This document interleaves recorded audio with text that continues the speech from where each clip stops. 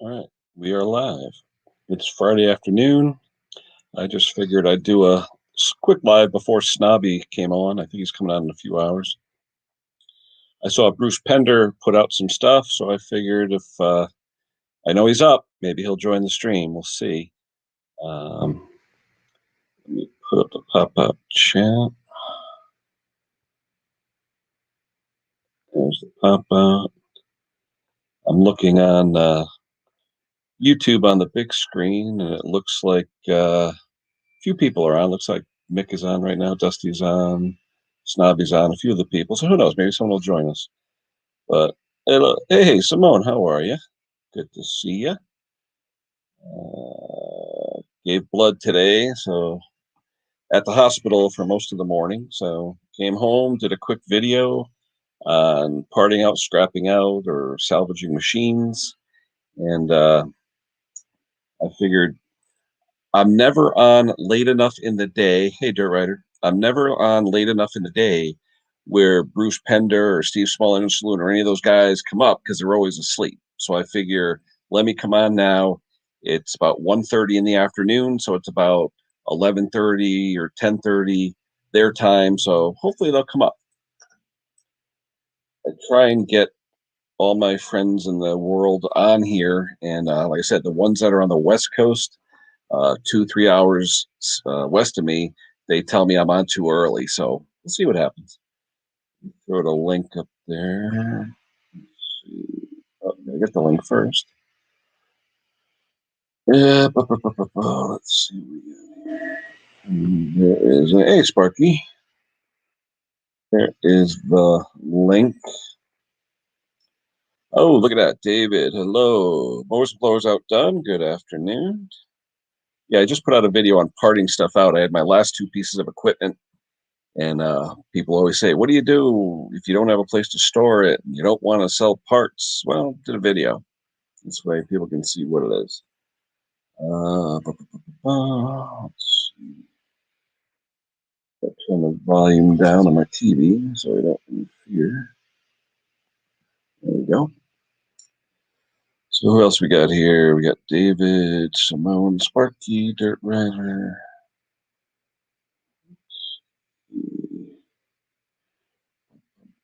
Yeah, just a quick midday stream. Snobby is coming on. We got the time change here, so it's 1:30 here now on Friday afternoon. It usually is 12:30 at this time, so I think Snobby's on at 2. So I think Snobby's going on in like another hour and a half. So I got a little bit of time to do some live. That's fine. Dave Kernet, how you doing? Gravely Man, hello. Ash, hello. How are you, everybody? Kevin Kelleher, haven't seen you on here, I don't think. Good afternoon or good evening to you, wherever you are. Dick, what's going on, mate? How are you? Hope all is well over in the UK.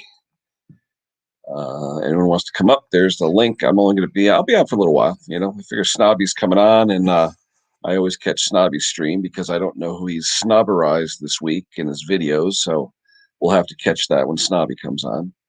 Thomas, hello. Allie, hello. Yeah, afternoon here, evening for you, Allie.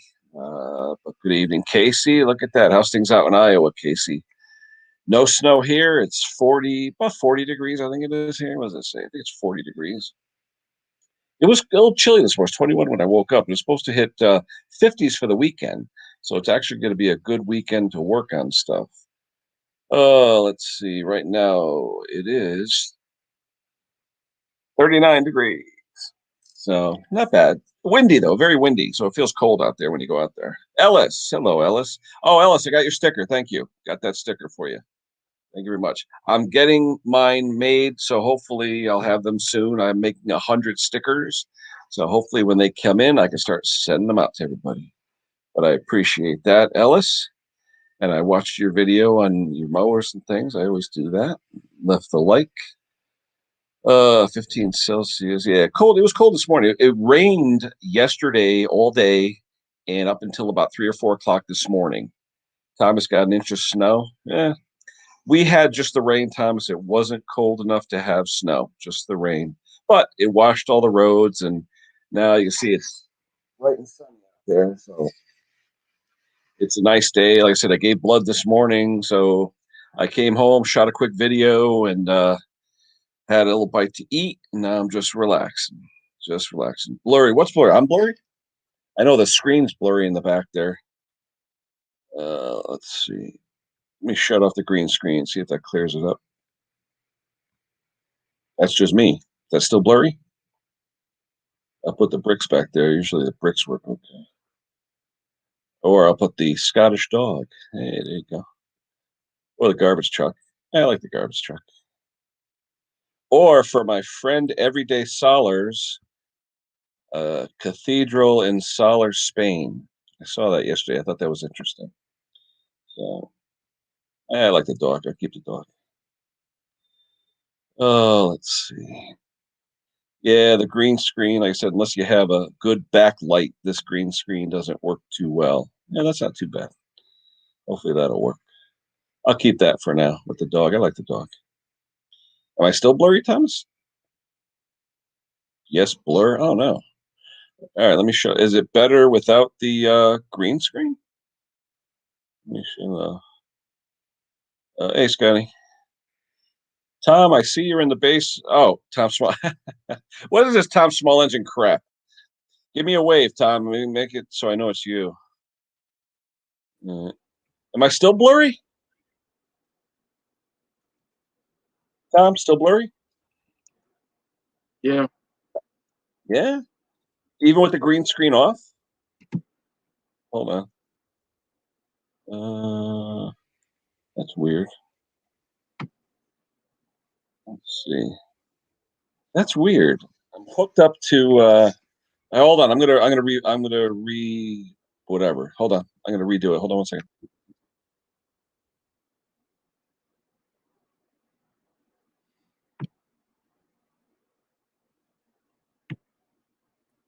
Any better? I just redid it. Is it any better? It's better. That's weird. I mean, I'm hooked up to Ethernet. There's nothing else on.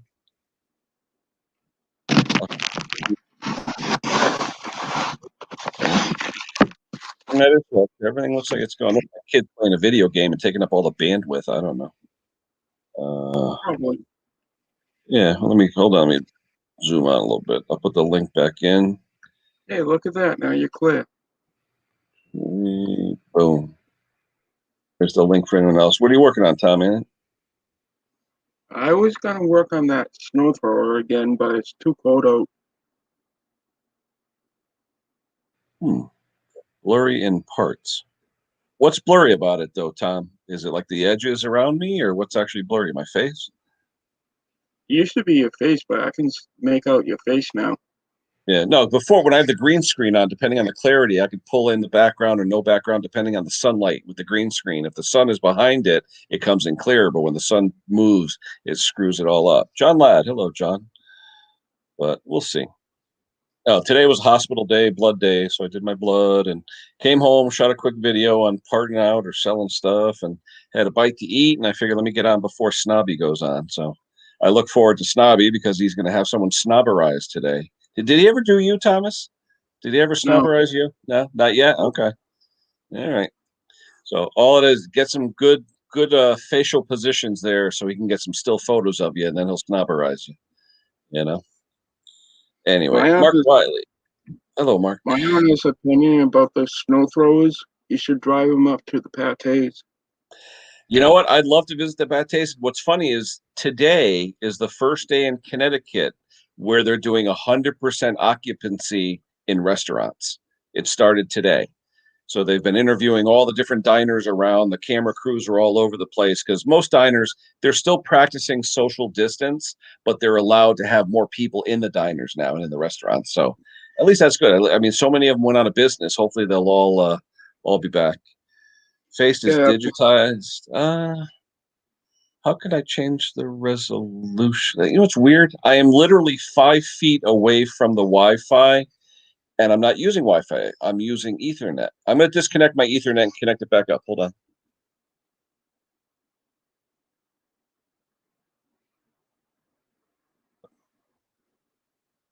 That's weird. I don't know. Hey, you Free get what you get. giveaways. StreamYard. Yeah, it could be StreamYard Alley. Chances are. I'm not doing anything different. The same old thing. So Why my StreamYard's coming clear? yeah. It's weird. I'm looking up top and it shows me what the Wi-Fi is, and it's down to like one notch. And I'm not on Wi-Fi though, unless it's could it be defaulting trying to use Wi-Fi? I mean, I'm plugged right into my Ethernet cable. I'm not using Wi-Fi. Any of your kids are home playing Turn the online games? Wi-Fi off. Hold on. Let me turn the Wi-Fi off real quick. Hold on. Wi-Fi. Let me turn that off. And Wi-Fi's off. The Wi-Fi is off. Huh. That is weird. Wi-Fi is off. Oh, you know what it is? When I unplug the Ethernet cable, it turns on the Wi-Fi. When I plug it back in, it shuts it off. Oh, strange. That is strange. Breezy, how you doing, buddy? I haven't seen you in a while. I haven't seen Breezy in quite a while. So anyway, no, with that, like I said, I got two machines out there, and you're saying about pates. I would love to go down to Long Island to visit them because literally, if I took the ferry, they're only, oh gosh, maybe 10 or 12 miles across from me in the Long Island Sound. But if I went and drove, it's probably an hour and 10 minutes because you got to go all around New York and then back up into Long Island. So it's a little bit different. Turn the Wi-Fi on. Yeah, but if I turn it on, I don't think anything will happen if I turn it on. Wait a minute. Wi-Fi. Let's see. Open. Let me turn it on. And all right, Wi-Fi is on. Okay. I don't think it makes a difference, but now the Wi-Fi is on. What do we got? Oh, there's a couple people here. Gravely Man, hold on. Sparky is here. Hold on. Hello, Who's Sparky. here? Hello. Gravely Who's Man, here? give me a wave just so I know it's you. Okay. Boom. Now let me just, I know in the States here, it's Gravely. Is it Gravely or are you over in the UK and it's Gravely? I don't want to say it wrong. No, I'm in New Jersey. Oh, okay. So you're Gravely Man. Okay, good. Because a lot of people I know in the UK the other day, you were in the chat and everyone's like, oh, it's Gravely. I think it's Gravely. Somebody's got YouTube out. Oh. Yeah, I put it, Not me. I put it in the chat. I put Grave, Grave, and I put Lee, Lea. But I don't think anybody saw it. But Okay. Hello, everyone in chat. How you What's doing, going on? Mark? I am absolutely Hey, shattered. I've been at it since 3:30 this morning. Texas, Kentucky. Oh, I didn't see you this morning. I was on the radio this morning for 2 hours, and then I've had to do a strip down on my equipment. Yeah, it's usually 4 o'clock in the morning when you come on, like Ken. I got the same time as you do, Ken. You're in Connecticut. Yeah, usually I'm on Sunday morning at 8 a.m., but everybody's asleep. So I usually get my UK crowd. They're always around.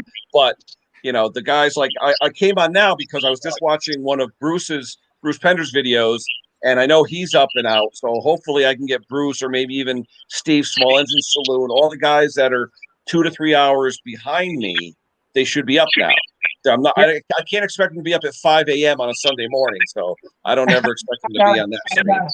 Yeah. It's usually the guys from the states that are on with you. You know, yeah. Oh, yeah. Yeah. Yeah, and I have every other Friday off, so usually either I'm giving blood or something. So this time I figured, hey, I got some time. Let me do an afternoon one. So all the people that can never get to the morning one, hey, maybe you get on now. Who knows? Yeah. Yeah.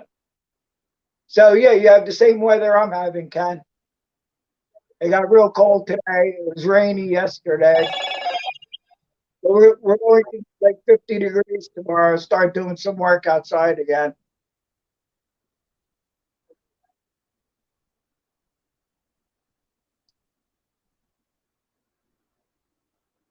Thinking.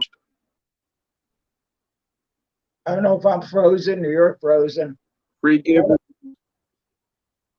No, Ken is. Okay, I'm froze. Okay. Yeah, since he froze, it's free giveaways. Yeah, I'm just using an Android phone, so I thought maybe I was froze.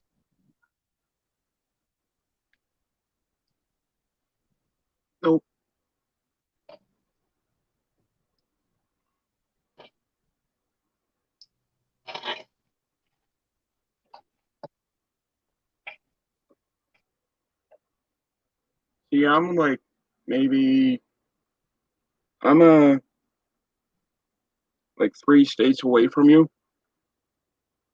Oh, where are you at, Tom? New Hampshire.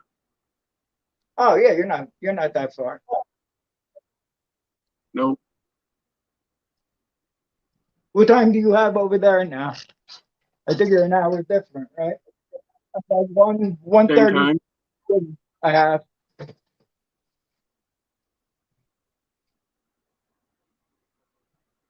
Where's Sparky go?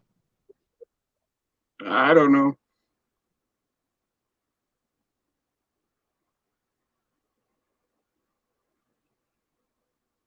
Yep, in October I'm moving to Florida. Where? Florida, Jacksonville. Oh, okay.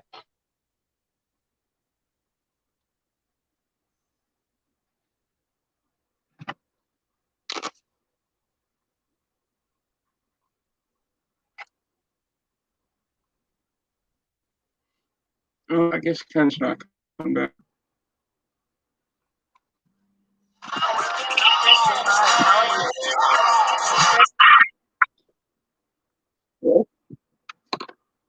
Okay.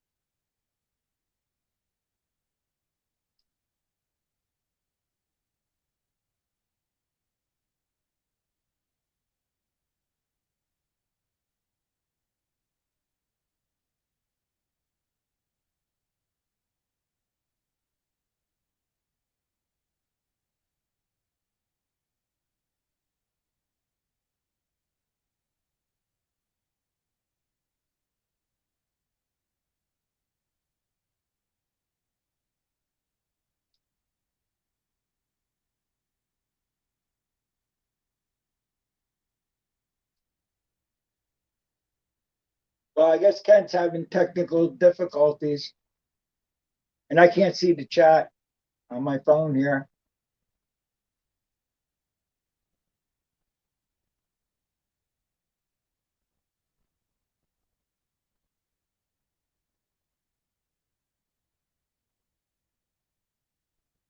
Oh, how about? Hey, what's going on? I don't know Technical. what that was. It told me I had no internet, wiped me out. I couldn't see anything. I couldn't go online. I couldn't do anything. Then about 2 minutes later, I went on YouTube. I saw myself, but I couldn't get back on. So can you actually? Can you actually see me? Okay. Yeah, you're fine now. Okay. Yeah, it was weird. I don't know. Like I said, my kid's probably playing PlayStation or something, Oh yeah, it could be that too. taking up all the bandwidth. Yeah, overload. Yep. There you Could be. go. So, Yeah.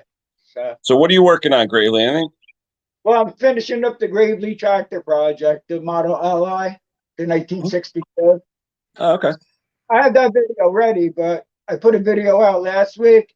What I was doing was I was putting the videos out too quick, you know. Yeah. I get anxious and then I just want to put the video out. So I've been letting them just sit there for like a week so people Yeah. can watch the previous video. And Mhm. I'm putting another one out today. But now Snobby's having his live. I might Yep. just do it early tomorrow morning. You know, I don't like to interfere with anybody's live streams and stuff. Yeah, yeah.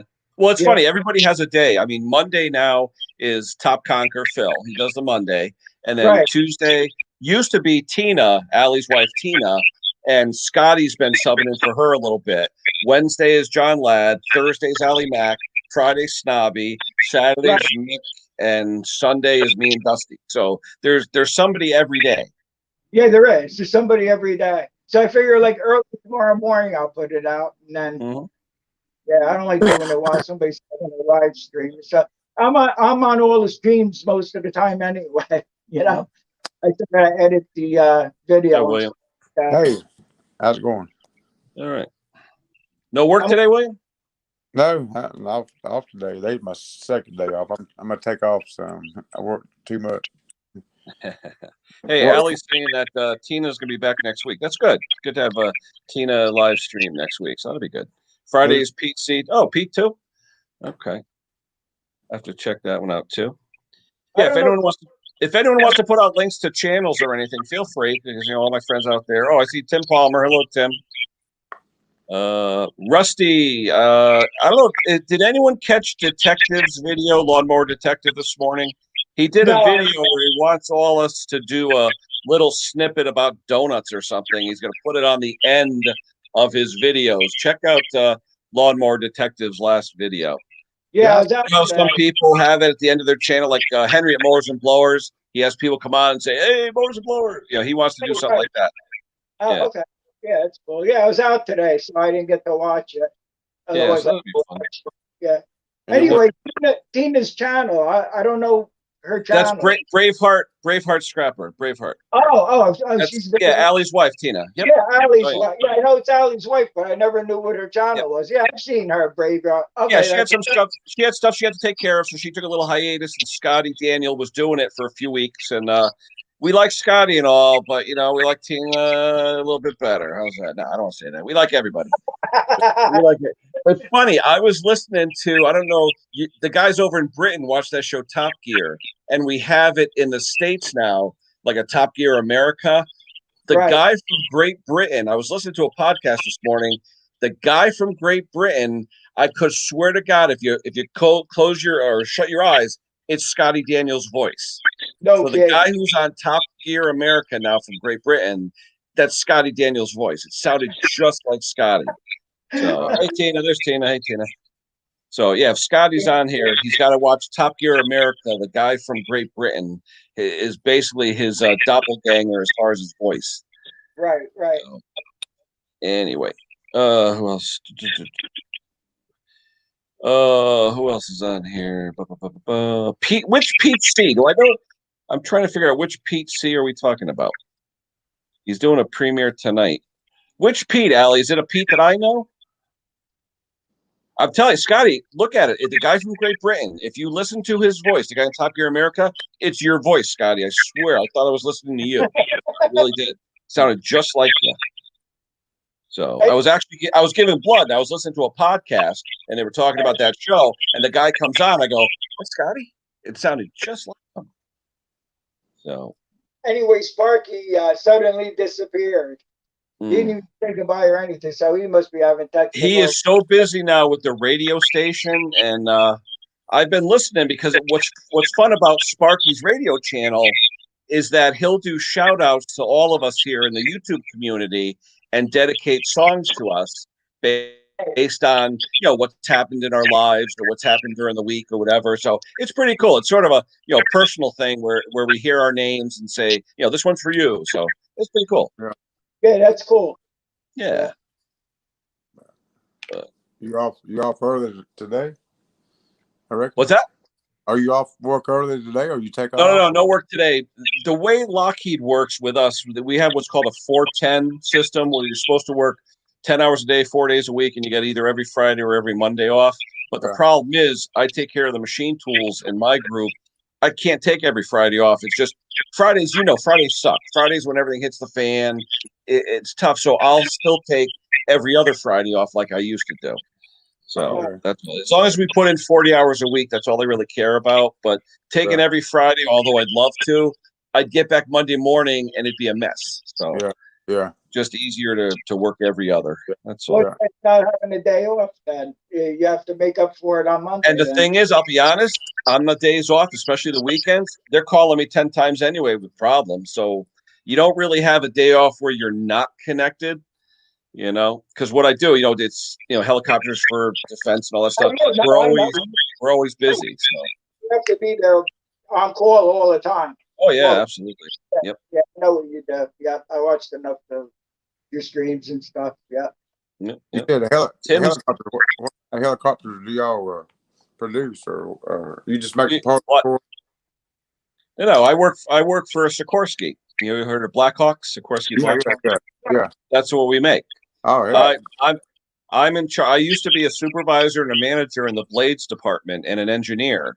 Now I'm a supervisor in machine tool services, which services all the machine tools and equipment that make the blades. So anytime a machine goes down, I dispatch my teams, which are electronic technicians and machine repair technicians, to fix the equipment. Oh, Right. And I take care of 3 different plants in the area. So dang. it's fun. I mean, I enjoy what I do. I got great guys. They're really talented. They know what they're doing, and they make my job easier. Like I said, a good manager has good people working for him. So that's the way it works. You have Yeah. 3 plants you take care of? What's that? You said 3 plants? Yeah, we have one. Yeah, we have 2. One in Bridgeport, one in Shelton, and then Stratford. I take care of a third of the Stratford plant. Oh, wow. Oh. So But didn't yeah, you say, I got 12. I have 12 guys. didn't you say 8,000 people working in your plant at one plant? That plant, if everyone was in the plant, there would be 8,000 people. We're about 3 million square feet. So, but right now with the C word, you probably have 30% of that right now, maybe even less, because a lot of anyone who does like office type work and stuff, they've been home for a year now. They haven't been in the plant. But we're essential because we're physically manufacturing. We're making the stuff, so we have to be. Yeah. That's where my job is considered essential because it's infrastructure, Yeah. cabling, and telecommunications. Oh yeah, communications. You got to be there. Yep. Yeah, I saw where you work, William. Yeah, I see where you work. Yeah, coaxial cable extrusions. That's pretty cool. Yeah. Yeah, cool. I like that over there. Oh yeah, I love how you got a half-mile long building, so you can just pull the whole Yes. little thing. Yeah, isn't that great? I'd love Yeah, to have a portion of that building. I'd love to have that. Yeah. Yeah, like I said, I was thankful that I'm essential and I didn't lose my job like a lot of people did around here, like all the restaurants and hotels and things like that. It's a shame. But today, I was saying to Thomas, today in Connecticut, it's 100% occupancy for all restaurants. Oh yeah, I heard that before I came up. I heard you say that. Now in Jersey here, it's still the same. Yeah. So I don't know Now let me when ask you the question: what exit in Jersey off of what? I'm off of the Garden State Parkway, exit 100, Freehold. Okay, I know that. Yep, I'm like 15 minutes away from Asbury Park. my sister-in-law's in Point Pleasant. Okay, that's 20 minutes away from me because that's south of me, and Asbury is east of me. Yep, yeah. So- They're right, Point Pleasant, Brick, that area. Yep. Yeah. Yep. I used to live in Brick. Yeah. Oh yeah. Yeah, nice area. I mean, put it this way: summer traffic, forget it. It's just ridiculous. Oh yeah. Where I am though, I'm on Route 33 though, in Freehold. So Oh, Freehold. Oh my God, Englishtown Raceway, the drag strip. Yeah, you talked about that once because Oh, absolutely. in I the used to- chat I used we to were love it talking down about there. that. Oh, Yeah. yeah. I love it. Yeah, Yeah, they two- closed down our dragway in '86, so then we'd go to Englishtown or Lebanon Valley. We'd go back and forth. Well, they closed English now. Now the closest one to me is Atco. Oh yeah, but Atco's funny. Atco's probably open right now. As long as there's not ice on the track, Atco runs. They don't Oh care. yeah, they rock and roll all the time over there. I remember at Atco, 25 degrees out running because there was no ice on the track. They didn't care. As Yeah, long they as don't someone wants to pay the money, they're open. Yeah, and that's when your car runs really good in the cold. It's nice. Oh yeah. It's just though you won't get any traction though because it's the track is 20 degrees. Yeah, You know? I do a lot of burnouts to get some traction going. Oh yeah. Drag That and strip you spray on the moose juice traction Yeah. compound. You're right. is a drag strip. Yeah. Yep. I used to do a lot of drag racing in the 80s. I raced from 82 to 86 and a little bit after that. We did Super Gas, Super Street.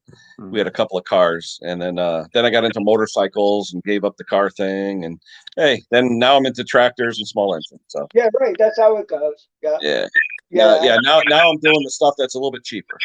Have Yeah, you I heard started about hot rods when I was 17. My first car, we were talking about Roadrunners yesterday. Yep, It's the first car. Have you heard Yeah. about Charlotte, North Carolina, where they have four going at one time? You ever seen that? Yeah, the 4-wide. I used to work in Charlotte. I used to work for a company called Mannesmann Rexroth Deutsche Star. Now it's Bosch Rexroth. Right across. They're on South Lakes Drive, like Carowinds Boulevard. Yeah. They're right over there, right by the amusement park, over that area. Right, I went- Charlotte. Yeah, right in Charlotte. I used to do a lot of it right off of I-75. In fact, the last time I was there, they were building the football stadium back in '95. Yeah. That was the last time I was actually down. They were actually building the big beltway around the stadium and Yeah. the stadium. That was the last time I was there. So That's yeah. wild. For one time. You talk about Yeah, the 4-wide. The only problem is it's not really fair for the contestants, though. The way it just, I don't know, 1-on-1 is a little bit easier than the 4-on-1. You know what I mean? It just points wise. Some guys love it, some guys hate it. You know? I always saw that. I always saw that like 4 times on TV. I saw the way that.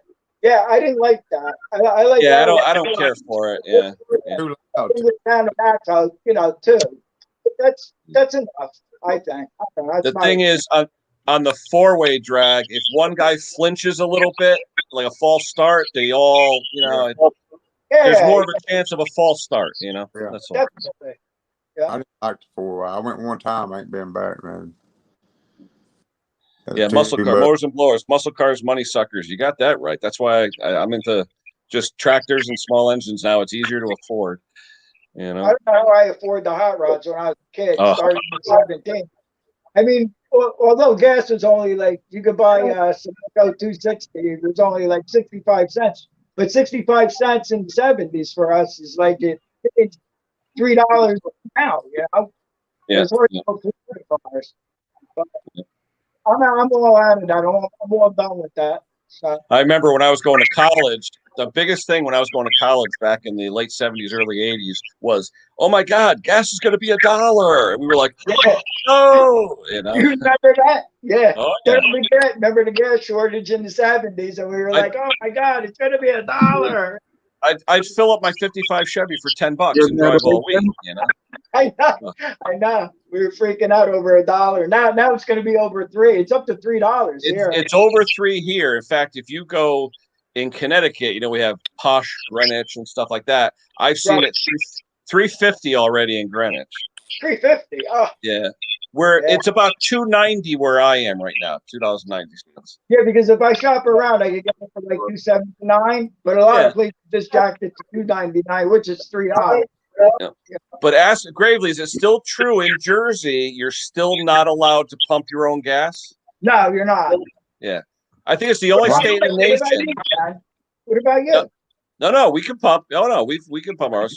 I never. Oh yeah, yeah. Jersey, I'll never forget the what is it? The Vince Lombardi rest stop when I'm going down 95. You know, I know where that is. I would get off there and it'd be like, oh, you can't pump your own gas. I'm like, what are you talking about? You know? Yeah, because what about New York City? You can, right? New York, you can. Connecticut, you can. Yeah. 121. How's that? Know that.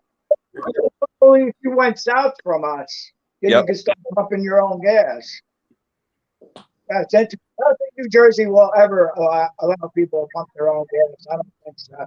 And the funny thing is, though, Gravely, all the gas, where do they come into the country? New Jersey, right? New Jersey, yeah. That's where all the tankers come in. Yeah, and you can't even pump your own gas. Linden, yeah. It's where they all come in, and we can't pump our own gas. Yeah, that's crazy. Yeah. Who else we got here? Anybody else join us?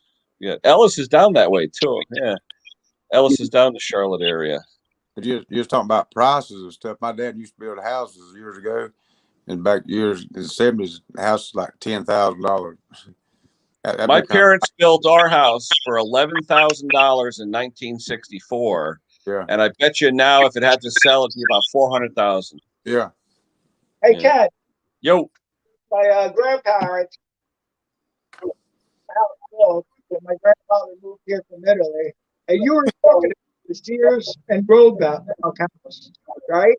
Yep. Remember those? It was like a my mother's house is an Acorn home, which used to be sold by Sears.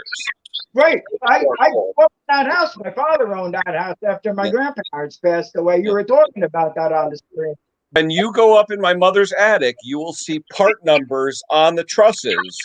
You know, A, B, C, 1, 2, 3, because it was a kid home. I never went and checked it out in the attic because I was like 13 years old when we moved out of. But the Yeah, house they built theirs. It was 1964, but it wasn't where it came pre-assembled, but it came on skids in a truck as a kit. So you Right. and all the 2x4s and everything was marked, and you just put it together. Yeah, because I don't know how, what the situation with that was. Maybe it was the same way, but I wasn't born yet. But my father was telling me the story about the house. Oh, It's yeah. the same house that your mother had. Oh yeah, Yep. Sears Roebuck. You look at the Sears catalog. There was a section on homes. You could buy a kit home. That was Right, it. right. Yeah, my father said it was right out of Sears and Roebuck. Yep, absolutely. I found that interesting when you were talking about that. Oh yeah.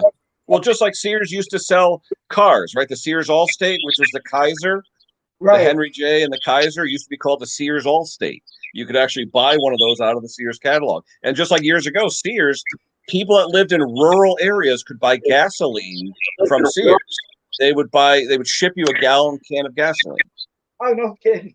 Oh I yeah. think you were able to buy, remember the Ford Thunder Willys Jeep engine? Oh yeah. Yep. You could buy them through Sears and Roebuck. Oh yeah, You could buy absolutely. a replacement engine, right? Am I right? Oh yeah, and the funny thing was, if you don't know, most of those Willys Jeeps were actually made by Ford during the war, because Willis could not keep up with the production numbers. So Henry Ford chimed in. That's why you'll see some of them have Ford on the back and some of them have Willys. Yeah, I saw a documentary about that. That's right. Yeah, Ellis, what's going on, bro? Hey, Hey, Now, are so- you in Charlotte area, or where are you? You close to well, Charlotte? I work with a lot of the Charlotte people during the day, but I actually live about an hour north of Raleigh. Okay. So I'm pretty familiar with Charlotte. We used to go down to Lowe's, and I've seen a couple of NASCAR races and stuff down there back in a few years ago. So Yeah. killer I worked facility with down the there. company that bought my company back in '93. I worked down there from '93 to '95. I would fly down there once or twice a month. You'd land at. I love Douglas Airport. It's a beautiful airport, and I'll never forget. If you're familiar with the area, you never get off the first exit. All right. Right. I got off. No, seriously. I'm not gonna say what it's about, but I got off the first exit. I'll never forget this. I walk in because I needed gas for my rent-a-car. And I said, I'm not gonna pay all it was at the airport. I said, let me get up. So I don't know if it was Tyvola. I think it was Tyvola. I get off the exit. I pull into the first station, and the guy looks at me and goes, "Hey, boy." And I'm like, "Hello." He goes, "You ain't from around here, are you?" And I'm like, "No." He goes, "You planning on staying?" I said, "Just getting gas." He's like, "Okay." And I got gas. I think I picked up a newspaper, and I got the hell out of there. Man, that's totally different now. I think it's mostly filled with transplants. So people like natives like me, you probably wouldn't fit in. Yep. Well, what we were going to do when we went down, they actually flew us down there, my wife and I, in 1995. They wanted me to, as an engineer, to transplant down there. So Charlotte was too expensive, meaning the good areas like Lake Norman and stuff like that, the real nice areas, they were expensive. But most of them, if you don't know this, the bearing capital of the U.S. really is Fort Mill, which is just south of Fort Mill, South Carolina. Mm-hmm. So all the people that were moving down there bought houses in Fort Mill. The problem was Fort Mill, all the builders from Michigan and up north knew everyone was transplanting down from the East Coast. So they bought all the land down there and they were building up houses. So we weren't getting $100,000 houses. They were $300,000 houses. So everyone said, "Oh, move to Charlotte. It's cheap. Taxes, this and that." It wasn't cheap. Not anymore either. Nope. Oh, I tell you, if I bought down there in '95 when they wanted me to, I'd probably be a millionaire by now because the company I used to work for got bought by Bosch. So now it's huge, Yeah. So, and when I went down there wasn't much around there. My company was on South Lakes Drive across from Carowinds Boulevard, right by the amusement park. Yep. And now I did a map search the other day looking at it. Man, is it built up around there? Oh yeah. There's no open land. It's all built up. It's like that all the way almost down to Rock Hill now, which is a good 20 miles south of there. Wow, cool. Yeah, beautiful area. The only thing I didn't like, I'll be honest with you, Ellis, because we were going to move down there. My wife has a big, Italian family, and we didn't want to break up the family. We were in a hotel. I'll never forget because it was the weekend that John Daly won the British Open in 1995 because I used to be a golfer. And there was a fire drill at 1 a.m. in the hotel. All right, a fire drill. So we get up, we're like, what, the place on fire? They actually put smoke and everything in there to simulate a fire. We go running out. It's 1 a.m. It was 101 degrees at 100% humidity. I said to my wife, 1 a.m, 100 degrees, 100% humidity. We're not moving here. And that's what I'm so glad they had that fire drill, because otherwise we probably would have moved. And I said, I'm not dealing with that. It can get hot down here during the summertime, that's for sure. Yeah. Well, it's like my buddies in Arizona. Yeah, it's only 120, but there's no humidity. It's 120. You can boil and cook an egg on your knee. I mean, come on. You know? Crazy. Oh. But it is beautiful down there. I'll tell you that, though. It is definitely beautiful. Yeah. You know, what is it? Charlotte, the Queen City, right? Named after the Queen. Queen City, yep. They have a downtown. It's called Uptown. Yeah. No, definitely a beautiful area. Really, really, really nice area. So, but then we go there, then we drive up north, go to Tyson's Corners and all that stuff. And oh yeah, like I said, real nice area. But you know what? Good to visit. I wouldn't want to live there. But where you are, I love the way the trees are, except for when the trees did what they did this year. But I love how you have like 100-foot tall trees where you have these big like poles all over the place. You know, that's really cool. I want to get rid of a few of them. Yeah, but by you know what's cool? When I went down to Charlotte, we have mulch up here. We grind up wood and make mulch to go on the flower bed. You guys use the pine straw. Yes. So we went to like there wasn't Homes and Lowe's back then, Home Depot and Lowe's, but we went to a place and I said to the guy, what is that stuff all over the flower beds? He's like, pine straw. I'm like, you mean pine needles? He goes, yeah. I guess they bulk it up and rope it together or something and sell it in like packs. And then you just like hay. Yeah, that's cool. Yeah, because I saw it. I go, where you get all this stuff? He goes, if you notice down that area, it's all pine trees, a ton of pine trees. Yeah. So that was pretty cool.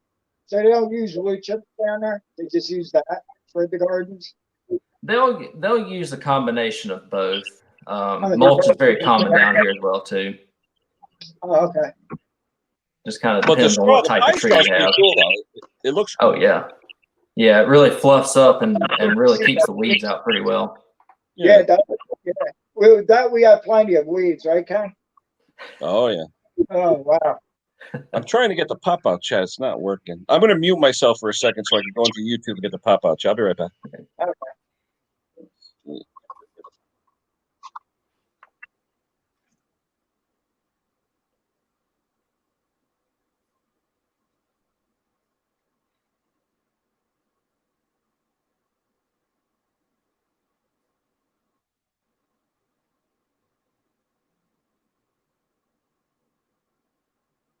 And I'm back. Yeah, the pop-out chat's easier to manipulate than the for some reason the StreamYard chat, I don't know, it doesn't work as good as the pop-out. Well, I'm on my own phone. I can't even go to chats. Let's see. They don't know how, or I don't want to start pushing. I never know what anybody's saying. Hey, do me a favor, guys. Who was the last person to write in the chat, just to make sure I'm current? Was that Mowers and Blowers Online? That's what I've got, Ken. Yeah, I'm going to put test in there and see what shows up. There you go. Okay, I'm in. All right. No way of knowing it. Yeah. But yeah, I figured I'd come on this time of day because I saw Bruce Pender did the video on his first startup of his tractor, even though he still has a lot of snow around. And I figure that if Bruce and Steve Small Engine Saloon always say, you know, Kenny, you're on too early. Sunday morning, 8 o'clock. It's 5 a.m. They're not coming online. So I said, I'm home. Let me come on and see who's here. That's all.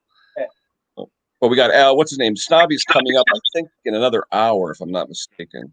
Well, I gotta get used to the time now. We changed the clocks here. They don't change the clocks in the UK till the 28th. So that's right. Yeah. Yeah, we have a 4-hour difference instead of a 5. Instead of 5 hour. Yeah, I got to remember that because Mick, Mick's 1:30 usually here. Now it's gonna be 2:30. Yeah. Yeah, I still have to stop and think about that because I forget something.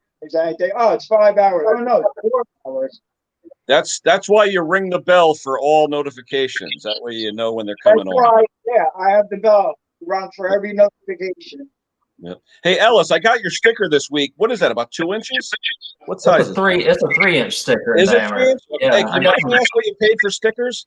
Because my guy charged 75 cents if I bought 50 or more. I think I bought 96, and I think they were $30-some or so. Wow, that's a lot cheaper than Yeah, mine. I got them off of Vistaprint, and that was the biggest round did you? size that Okay. they had. All right. Yeah, I've had very good luck with Vistaprint with every Yeah. material that I bought from them. Yeah. Huh. Well, we'll see how they come out. You know, I ordered 100, so we'll see what happens. Yeah, I have to get going with all that shit stuff with stickers and shirts and. I get more emails about stickers than anything. I probably get 3 or 4 a day of people saying, "Do you have your stickers yet?" Not yet. So, and then Mr. Briggs actually made a Ken Small Engine T-shirt that he wore in my stream last week. That was pretty cool. That's nice. That's a nice Yeah. shirt. Well, a friend of his does the decals too, and I had placed an order with one guy who's actually having problems saying they're too blurry, and I'm like, "What do you mean blurry?" So I'm going to go with Scotty's guy. And see Yeah, what he because does. I heard you say that. I mean, what's worried about it? Can he fix it? Can't you adjust that anyway, even if it was? Scotty Daniel designed my logo, the green one, and I tell you, it's clear as day to me. And when I sent it to this guy, he goes, "Oh, my printer says it's blurry." I don't know. It's 125 meg. It looks clear as day to me. I don't know. I don't get it. We'll see. Henry, I have some on order, and I'm going to do another order with another guy to see who's better, because one guy may be blurry. I don't know. I'm going to be pissed if I spend a lot of money and they're blurry. I'll tell you that. Oh, yeah, I don't blame you. So, but we'll see. How many are you getting made at once? I'm going to do 100 a time. I'm going to do 100 twice. Yeah, because I was going to say, just make sure they're all right before you order a whole bunch. Well, Yeah. the thing was, I said, "Can you do a proof for me? You know, I'll pay you $10, do a proof." Sure. And that was, but he's saying that one guy said, "Well, if they're running them all." I'm like, wait a minute, you're not going to run a test, you know? So wait, if they come out blurry, you're going to run 100 blurry? I mean, come on. Yeah, no, I know. And then you had to pay for them. Yeah, exactly. So, Henry, when do you want me to come up? We're going to do a live stream, Henry. I'm going to come up to your house and we're going to do a live stream. Just let me know when, because Henry's only about 40 minutes from me. He's not too far away. Jason Hughes. Hello, Jason. Ellis, what do you got cooking, buddy? I saw your last video. Man, I got a lot cooking. I did those push mowers a couple of weeks ago. Finished up a LT 2000 Craftsman this week. Have a YS 4500 Craftsman that should be done today. I'm just kind of waiting for the weather to dry up a little bit, and I'm going to go out and test it and make sure it's good to go so I can sell it off tomorrow, hopefully. And I'm hoping to get a trade deal of three riders for one here later today. It'll be like a Poland XT type rider, an rather old Cub Cadet, and then a Murray rear engine rider. I'm going to trade the LT 2000 Craftsman for. You mean the old Cub Cadet that I like, the International Harvester Cub Cadets, the real old ones? No, I think it's an early MTD Cub Cadet. I think it's like late 80s model or something along those lines. Yeah, the video I put out today, I was talking about when Troy-Bilt was actually Troy-Bilt, made by Gardenway. Mm-hmm. And I tell a lot of people, you know, if you don't see Gardenway on there, it's an MTD, and it's a day and night difference between the old Gardenways and the MTDs. Yeah, I've had a couple of those old Gardenways. Yeah. Oh, they're tanks. They're built really well. Yeah. You just put that up, right? I mean, I didn't even get. Yeah, maybe an hour or so ago. Like I said, I went to the hospital. I gave my blood today, and then when I came back, I said, "Let me do a bit." I actually, after the hospital, I went out to grab a bite because I fasted because I was doing blood, and then I went and grabbed something to eat, and I was sitting in the truck. I said, "You know what? I'm gonna do a video." So I did the intro in the truck. Then I got home. I finished it in the driveway. I came inside and I loaded it, and then I came on here. It seems like I got the 2 notifications at once from you for the live stream and the video. I said, "Well, I'm going to go on a live stream, then, and I'll watch the video later." You know. Yeah, everybody's always asking me. You know, it's the end of the season. You got a couple of machines that you don't have any room to put them anywhere, and your neighbor doesn't want you to have a junkyard. What do you do with them? So I did a video. That's all. Shit. Yeah. And someone suggested I build a shed. Well, here in my town, you got to get your permits. You got to get the neighbors to sign off. It's a nightmare. Yeah, see, I'm commercial property here, so anything goes, which I'm very fortunate, you know. Yeah. But my only problem is now I have no leftover machines. I usually have 4 or 5 leftover mowers that have to be fixed up. Yep. With the season last year, the flea market. Oh, I'm right down the street from Collingwood flea market. I don't know if you've heard of it. Yeah, I heard of it. Yep. Yeah. So they were closed for like 4 or 5 months, and I have a few guys I deal with down there to buy up lawnmowers and stuff like that. And they were closed for about 4 or 5 months they were closed. So whatever I had left over from before that, I picked them up, sold them. And of course, nobody wanted you to come to their house. No. And I wanted to go to their house at the time when it was so bad. Yeah. And I had to start trying to get mowers together so I could make videos, fix them up, sell them. Yeah. Yeah, it's funny. In the video I just did, I was talking about, I used two good examples of flippers. My two favorites, you got Pate's and you got Henry at Mowers and Blowers. Those are like, the big flippers on here. And I was saying, I sort of coined a little bit of a term. I called it the grip and flip, where Pate's, they grip those deals and they flip them right away. So I call it the grip and flip. And and Henry, I call him Mr. Brandtastic because he's like the marketing genius, between the stickers and everything else. I mean, he's just, when it comes to advertising and all that, Henry's the best, Yeah, Henry's the best. Yeah. Yeah. So, but hey, Ellis, how many subs you got now? What are you up to? Just over 2,600 now. It's been growing pretty nicely. Oh, that's nice. I know Mick got his 6,000 the other day. So yeah, he did a midweek stream to celebrate that. Yep. And I guess Terrell, he said him and Terrell are going to do an Easter stream or something like that. Yeah, and So Terrell gave some, or he gave Terrell some a T-shirt or a hoodie or something. Yeah, he posted on Instagram, and that he mentioned that he had like 50 sub increase overnight, and that had to be the reason why. Well, look at me. When Bruce Pender put me on his video talking about when I gave him that Mighty Vac and all that, I literally got 380 subscribers in a 3-day period. That's amazing. Unbelievable. Yep. And the same thing with Steve's Small Engine Saloon.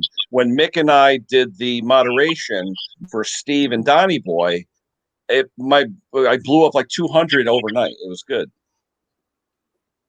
So. Yeah, when I started watching Mix, I think it was, I don't know, about the beginning of December. Anyway, I had 50 subscribers. Now, all of a sudden, it's up to like 164. And Mick helped me out a lot. He mentioned me on his channel and everything like that. So everybody's helping each other out. And that's the name. Oh, yeah. Well, like they say, content. That's what they want. And the funny thing is, Snobby and Dusty and some of my other friends on here, they made a good point. They said, and Ellis, you could definitely relate to this. It's not about your video as far as I'm fixing this mower or doing that. It's about you. I mean, people like the persona and the person, and they want to see you in your natural, I'm in my garage or I'm in my backyard. They're interested in what you're doing in your life and all that. Not that we share a lot of our personal life, but not that we're celebrities or anything, but people just enjoy listening to us, watching us, and it's, I bet you it's half the people and half the content of the video. You know what I mean? I think you're right. Yeah, you're right. You're definitely right. Yeah, look at Bruce Pender. I mean, Bruce will put out the videos, and how many times can you watch someone clean a carburetor? But I love Bruce. I'll watch him clean out the toilet. I don't care. I just enjoy watching Bruce. Another thing I do with my videos, when I make my videos, sometimes I do bonehead stuff. I mean, we're only human. I leave that in. I don't edit. When I edit the video, when I edit, I leave it in. You know why? Because I don't want to see people in their machines doing the same stupid thing that I just did. So I leave everything in. I'll leave everything. Except once in a while, I get really flustered and I start cursing. That I'll take out. Hey, Kevin, did you ever get a shirt from Briggs? Did he ever send you one? Not yet. Okay. Yeah, I'm waiting to see that because I want one of those. I'm still working. You sent me that picture of Einstein. I'm still working on that. So it's like. Okay. No, I definitely want one of those shirts. That's going to be a good one. He sent me a picture of Einstein. I think I've seen that one. Yeah. All over the place. Yes. Oh, yeah. I'm trying to reproduce the picture. Yeah, I think I saw that. What's it doing out there, Kevin? Is it just sunny and cold or what? Yeah. Sunny, cold, 44 degrees. Yeah, I think it's 40 here. So. Hey, Ken, did you get that wind today? Oh, wow. It was windy and cold. It's crazy. Yeah, well, we had some power failures in the last 2 or 3 days because of trees getting knocked down. Yeah, I thought that was going to happen here, but luckily it didn't. But it's very windy. Oh, yeah. No, And it's still tomorrow's gonna be in the 50s and 60s, I think, tomorrow and Sunday. 39 here. I think we're done. We're done with the snow, right? Ken, you think? Yeah, pretty much. I mean, Okay, so I last think- night we got rain all day yesterday and up until about 4 a.m. this morning, but it never turned to snow. Me too. Me too. Yeah, oh, a little warmer there. Yeah, we got 43, but windy. Did you ever make it to Derby on Sunday, Kev? No. No.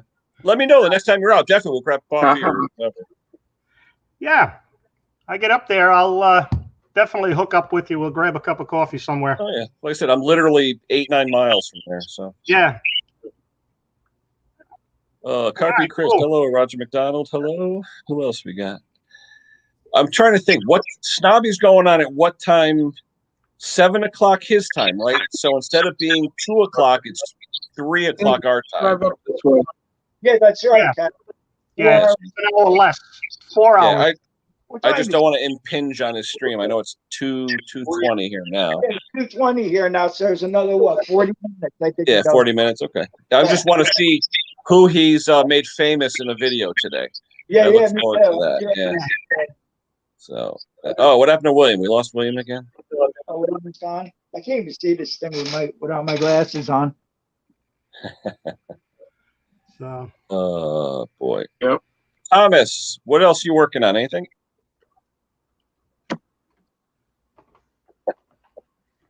Thomas. who? Thomas. Him? What? Thomas, where's your pipe, Thomas? I don't recognize you without that pacifier in your mouth. There you go. All right. Where's the flamethrower? You got to get the flamethrower. Light that thing. Yeah. Yeah, I saw that torch he was using. You heat up nuts and bolts with that torch. Which one? Which TV show? Which one's he talking about? Kevin, which one's he talking about? I have You no look idea. like that bloke of a customer car TV show. Carpy's over in the UK. Am I correct? Yeah. I'm just wondering which TV show. It must be a TV show that's over there. I can't place anything over here. Yeah. Huh. I just think the Einstein is the best reference. Can you hear me?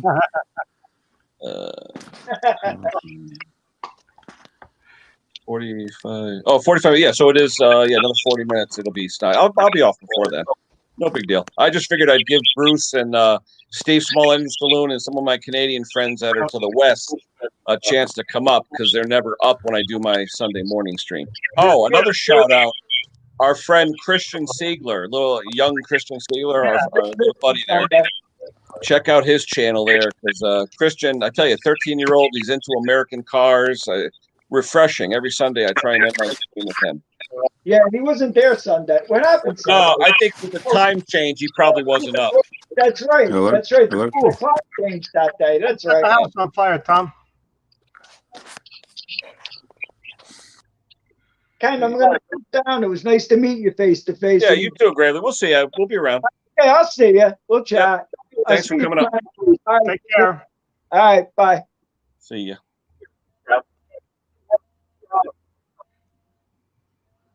And then there were 4. So Ellis, where are you located? I'm about an hour north of Raleigh, North Carolina, between Oh, okay. that and kind of the Virginia line. So you're about 7 hours south of me. Yeah. I'm right off of I-85.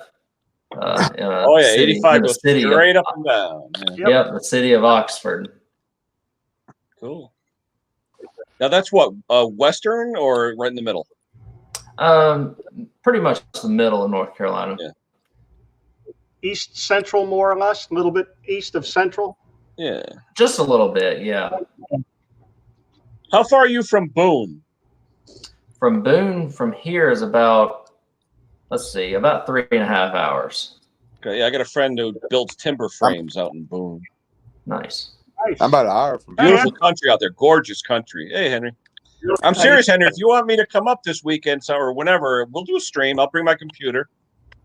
Yeah, I sent a little thing on the chat list there saying when I lay out my CAD 6 wire, then we'll do something, you know? Oh yeah, absolutely. It'll be fun. You can Take a look at on that, engines, but you never see a video. What's that, Tom? I said, See, Tom I is what work I on call silent small but engines, deadly. so you He never doesn't see talk a much, video. but when he talks,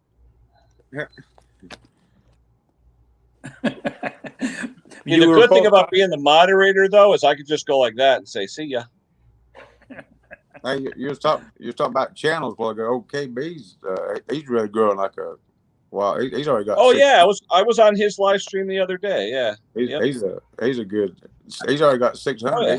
alone. That's- He's You know got, who I'm enjoying too is Eliminator. I've been watching Yeah. Eliminator performance. He's got Yeah. a lot of stuff Yeah. out there too. yeah, I you like him. Where's he from? Canada. Eliminator?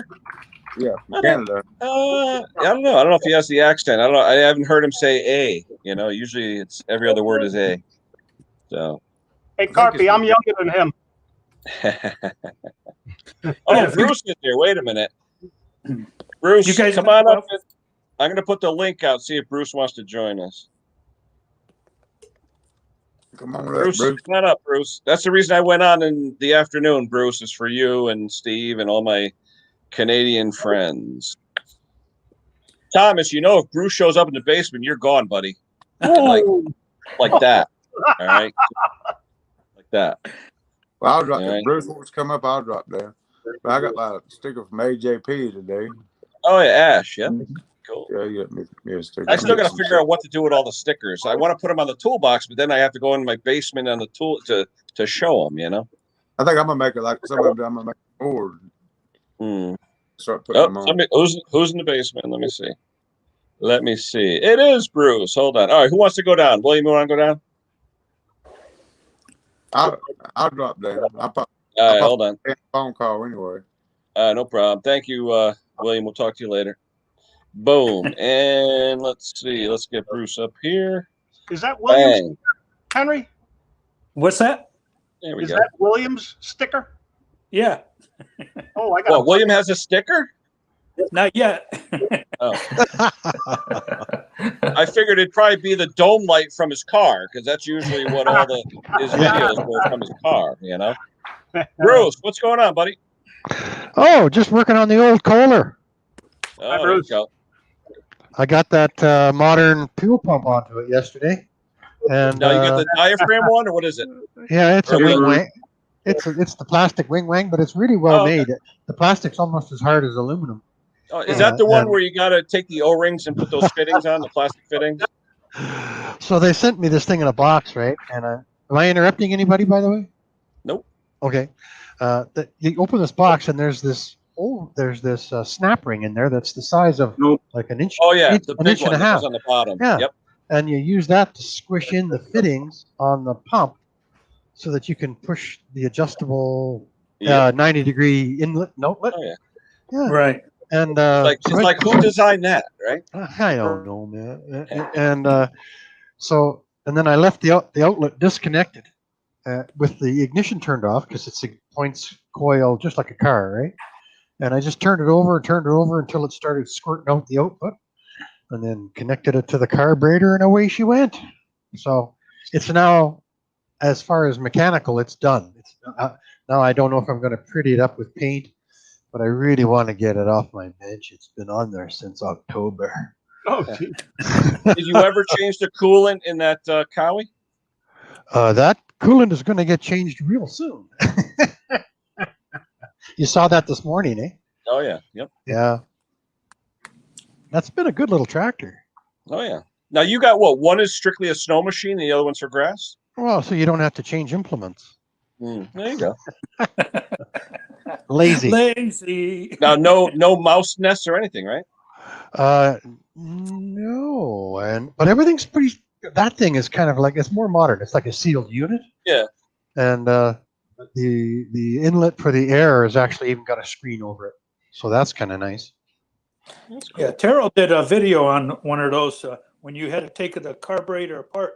If those bolts don't let loose, boy, he had to melt things to get to them and everything, you know. Yeah, on the Kohler. No, on the And the Honda Cowie? there with the air. Oh, that's a Yeah. completely, that plastic housing. That plastic, it's a twin cylinder with a dual intake, if you can believe that. and that whole thing is made out of plastic, so you don't want to get tough with it when you put it back together. Or make sure the drills go in the right direction when you take it apart. Hey, Bruce, someone's asking you if you're a hockey fan. No, I went to a fight once and a hockey game broke out, There you go. and that was it. They leave any pearly whites on the floor? Yeah.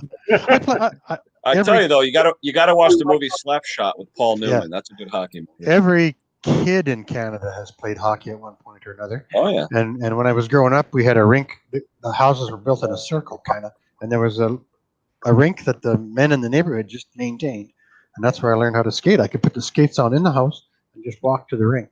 Nice. Yeah, but that's back when kids played outside, right? Kids don't play outside. Oh yeah.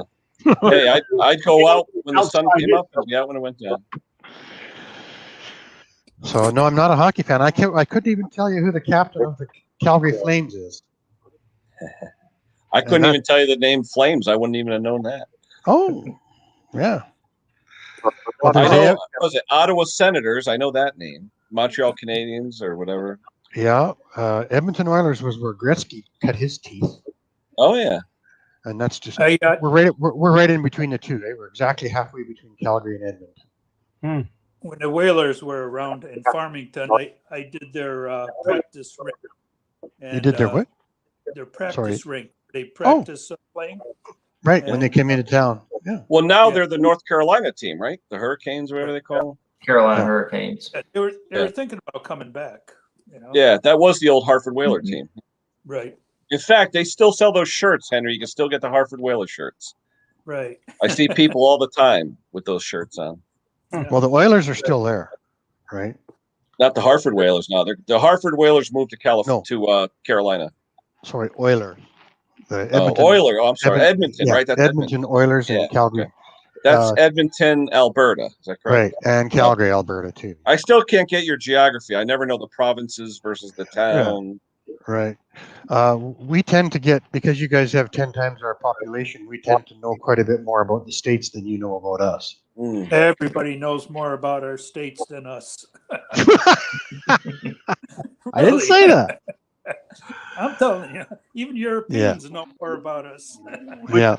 They know Which more means about we're just in a state of confusion. I just tell everybody that I talk to that I'm a 9-hour drive north of Helena, Montana. And they go, Oh. what? That'd be a nice place to be. Well, and there's still 3 million people in my province, right? Wow. So it's not like you're at the end of the end of the earth. But Yeah, north of Edmonton, there's not even 200,000 people in Canada north of that. Mm. That's getting up there. half of them are probably natives. No issues. No issues. So what else you got working, Bruce? Anything else coming up in the future? Oh, I'm back. I don't know if you guys were around when I did my fuel tools that don't need fuel, and I did a 6-part series, polishing hatchets and axes, and I saw the crescent wrench you did. yeah, I should have put that in that playlist actually. But I sharpened a bow saw, and now I'm doing 2 more hatchets and a pick, shining them up so they look like chrome, not just they look. People say, "Are those chrome?" And I go, "No, that's just steel. Polish." What do you polish. protect them with, though, Bruce? Do you use any kind of special protectant? Just a little bit of gun oil when I'm done. Oh, okay. Now, do you use those at all, or is it just for fun? I just hate to take them off the wall and use them because I don't want to muck them up. They're so pretty. Every time I watch Buck and Billy Ray, I get the urge to want to chop something. You know? Yeah. No, they're on the wall. If you look at my videos, they're on the wall by the drill press. If you look back there, they're back there. Well, if you ever need a hammer from Ian Matthews, you got to polish it up shiny and send it back to him. He won't know what the heck to do with it. He's definitely got that disassembly technique. Yeah. And what else is going on in my little shop there? Well, I see you're out there with the tractors, and you still have 6 inches of snow on the sidelines. Yeah. And But you said spring's early. Is that temperature or what's very much so. When we came home from Mexico last year, right now, or a week ago, it was 32 below, and that doesn't matter whether it's Celsius or Fahrenheit. Yeah, yeah, it's the only temperature that's both ways, right? Yeah, it's close. And this year we're at +9, +13 Celsius, which is 50. Wow. And the snow is leaving us. The frost is still on the ground. Like when you walk across the grass, it's as hard as pavement still. Yeah. But I have a stem from my water that I do a frost heave video every year, and it's starting to come up. So yeah. How much Beautiful. does it heave each year, Bruce? I mean, you talking a few inches, or what do you get for heave? 2. Yeah. Oh, okay. All of the earth goes up 2 inches. But Yep. the houses and the garages stay where they're put because they're down below frost line. Yeah. Now, do you actually see your sidewalk going up and down each year? Yes. Okay. Right. Yeah, you got good expansion joints, so you don't have to worry about it. I have expansion joints every 4 feet, 5 feet. The garage door opens in, so that one doesn't matter. Oh, okay. But if you have a deck door or a screen door, you have to make sure that it's at least 2 inches above the earth, or it'll catch in the winter. It'll catch. Wow. Something that you wouldn't know, Casey. You guys probably don't get much frost in the ground. We may have 1 or 2 days of Yeah. But frozen ground, if you want to call it that, down here. But not that far north of you, you'd have, folks have regular winter. Yeah, And Virginia then, and stuff. Yeah. Yeah. And we still do too. We have maybe 1 or 2 good snowstorms a year, or ice storms, whatever gets dealt us. So are you still having camshaft issues, or have you got that all cleared out? Oh yeah. Yeah, so I'm planning to work on that tomorrow. I think I just had a bad camshaft that came in. There's no other way I can think of what's wrong. I'll figure it out tomorrow when I put a different one in and see if it works. Yeah. Well, and isn't it funny when they look exactly the same? You hold them up, and you've got the timing mark here and the timing mark here, and you look at the two and hear them. Right. Oh, somebody's got a phone going. Yeah, that's behind me. My fiance's working here from home. So perfect. Yeah, and okay. Have you had those plastic Briggs camshaft gears slip? Yep. that nylon? Have you seen that? Have you had that? I think I have once or twice. Yeah. I was surprised. They got the plastic parts that saw into the steel shaft. I don't know why they don't make them out of steel. Yeah, I don't know. One more fail point. Yeah. I wish they left the Briggs ones alone, because they were solid steel before. Now, right. So there's a weight to them. And you depended on your flywheel key a little bit more. Yeah. A lot of them also used powdered metal lobes, and then they would press them onto the splines of a steel shaft. Oh, Yeah, I don't know how they find that. It's probably just having a moment. Mold it all in one. Oh, I see Robert Milehouse is in the chat. Hold on. I should do the pop-out chat too here. Just hang on. Pop-out's easier with the YouTube pop-out chat. It seems to work better than the StreamYard chat. It does. Kevin, is that your TV? No. Someone's got a TV on, I think. Back. No seat. No. I just ran over there real fast. A very loud female voice. She's on the phone back there. That might be. Oh, okay. That's all right. That's a good microphone. Yeah. Yeah, that's actually it's like an iMac, so it's just a good computer microphone. So. Okay. Yeah. Robert, what's going on, brother? Haven't seen you in a while. Well, finna get out here and sharpen my blade on my Husqvarna all-wheel drive mower. So you got grass growing yet, or what?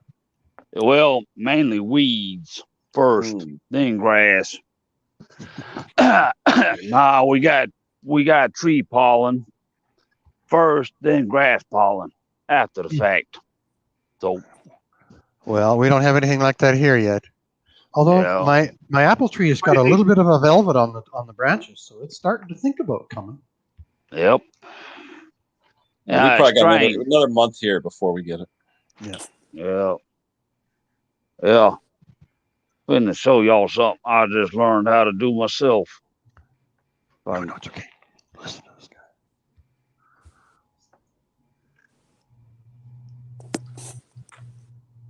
guy. See, I can't even be home one day without getting texts from work. Love it. People complaining about other people. Yeah. What else? Sucks being the boss, right? So what are you doing, Ken? Well, today was my Friday off. By every other, I take off because, as long as you work the 40 hours, you can get, actually, technically, my company offers a 410 program where if you work 4 10-hour days, you can get either every Friday or every Monday off. It's just an incentive for salary, like engineers and things like that, to entice them to work for us. But Yeah, I worked 4 Friday days a off week. for the week ending and Monday off for the weekend starting. Yeah, a 4-day weekend every second week. But I worked a 4-day week for 25 years. Did you? For what I do though with the machinery and stuff and my crew, if I took every Friday off, I would have horrendous Mondays. So I take every Friday. The what I say that the fit hits the shan. Yeah. And so I work every other. So 1 week, like this week, I work 10-hour days Monday through Thursday. Next week, I'll work 5 8-hour days, which is nice because I'll be able to, an 8-hour day is like a half day now when you're working 10, 11-hour days. So we worked 3 10s and then 1 7.5, 37.5-hour work week. And it was in I hate to say construction, it was more of a build environment. I think you understand, Ken. Right from ironwork one day to computer the next. So you don't, but everybody took the same days off. So you didn't come into a shit show. Sorry. No, absolutely. That's what it is. That's absolutely what it is. Right now, I'll be honest, Bruce, I'm on call 24/7 just because of what I do. And there's never a day, whether it's a day off or a weekend or whatever, there's never a day where I'm not talking at least once or twice a day to somebody, so, days off are not really your own, but whatever. It's the nature of the business. 2 years. Oh, what do you got? What's that? Army paint on that, William? What is that? It's a Husqvarna with the U.S. Army colors or something. That looks like Tyrell's snowplow. Yeah. No. That looks nice. I had to replace the front, this plastic piece. Yeah. I found it on eBay. I got it the other day. And then I repainted the hood. That looks It looks nice. like a European Army vintage something or other. Then I repainted the floor pads. Then I did this hood. I painted it flat gray, primer gray. Then I put reflective stuff on it. I like the Racing green. stripe. I like the green one better. What do you like better, Robert? I like that green. It's a pretty color. What color is that, William? You know what color that's called? It's It's like a sage green or something, yeah, Could be army green. It's a satin moss color. Oh, okay. Moss. Okay. Yeah. And then I still got to repaint the hood on my Poland, but What's that? The XT? She's got to go back to the shop. I'm having ignition issues. I could put the key in, turn it, and hear the anti-fire solenoid click. But as far as the tools, it won't engage the starter. Oh. So I can jump for corroded cables, all that stuff. Solenoid. Yeah. Actually, I bought one of those Load Pros. It's called Load Pro, and it's great for battery cables. You take your cable hooked up to the battery, you touch the Load Pro probe on your multimeter, you touch it to the end of the battery cable where it connects to the starter, and it tells you based on the resistance or corrosion in the cable how many volts you're actually going to get at the starter. So it'll diagnose a bad cable with corrosion internally that you can't see. I love it. Okay. Another way to do it, if you've got a pretty good multimeter that will measure down into hundreds of a volt, just put it right across one side of the cable to the post and crank it over, and you'll see a volt and a half drop across that. Oh, okay. Yep. Across that shorted post. You think, how could you get a voltage drop across? But it's resistance. It's just the well, like on my little tractor there, it's just the acid dust builds up and and and that's why in the telephone business everything's powered. The old Triumphs had negative 12 volts. Yeah. Yep. In the telephone business, everything's negative 50 volts. Oh, wow. And because you don't get corrosion on your supply side, you always get corrosion on the positive. And on the positive, it's all grounded, so you don't get corrosion there either. Okay, yeah. So no anodic corrosion. So it's and it's they call it conventional current flow. And actually, Triumph had it right, and everybody else had it wrong, but they went to the positive post. Cool. Yep. Yeah. And now, what's that? All-wheel drive or what? Yep. And it's got a 190cc Honda with auto choke. I got to sharpen the blade on it, so I got to flip it over All right. The only Let's thing I didn't see. like about those is changing the belt is a little hairy in the front where the front pulley is. Yes. It's a little hard to get to it. Yeah. And I need to find a video of how to do wheel maintenance. Take these wheels off and clean it and, make sure everything's greased and stuff. But see, this Don't be shy. mower is no longer made by Husqvarna. They got out of the residential mower business. Now all they do is commercial. All right. Got it. So, yeah, they handed all their stuff off to Poulan Pro, and then they wrecked the show. Yep. We got But, Steve's Small Engine Saloon is on. Hello, Steve. Hey, Steve, buddy. Yeah. Oh, there you go. A blade tightening Blade. tool. Yeah, blade holder by Arnold. Yeah. I don't know. I used to I use don't- just 2x4s. That's all. Yeah. Or I could stick, back in the day when I used to take my pulley off my sniper, the top pulley, I would just put the mower on the ground and put a brick under it to hold the blade still, just to get that top nut off. Now that Although should be, I think that's, what do y'all think that is? 5/8 or 9/16? 5/8. Either or. 9/16, Robert, since it's a Poland or Husqvarna. Right. Yeah. I did the smart thing though. I bought the half-inch Milwaukee, so I never have to worry about that anymore. I just gotta find my wrench. Nice tool, Ken. Oh, love it. It's a lot of money, but you know what? Oh my God, taking off, especially John Deere like 300 series or the bigger mower decks. Man, that worked great. Yeah, my friend from college gifted me. He gifted me the 12-volt version of it, so I don't have the 18-volt. But that thing does pretty much everything I needed to do. I've used the mess out of it, and I've only had it like 2.5 weeks now. Did you see that note, Steve? Is it the half-inch case? Yeah, it's still a half-inch drive, but it runs off a 12-volt. I think it's got 250 foot-pounds of torque. 4 different Yeah, mine's settings on funny. it. They say mine has 1,300 one way and like 1,000 the other way. I believe it. Yeah. The reason I bought mine is I was at a tractor show here in Connecticut, and one of my buddies literally snapped off a lug nut on a Mack truck. Oh, wow. Ouch. Oh, And yeah. once I saw that, I said, I'm getting one of those. Yeah.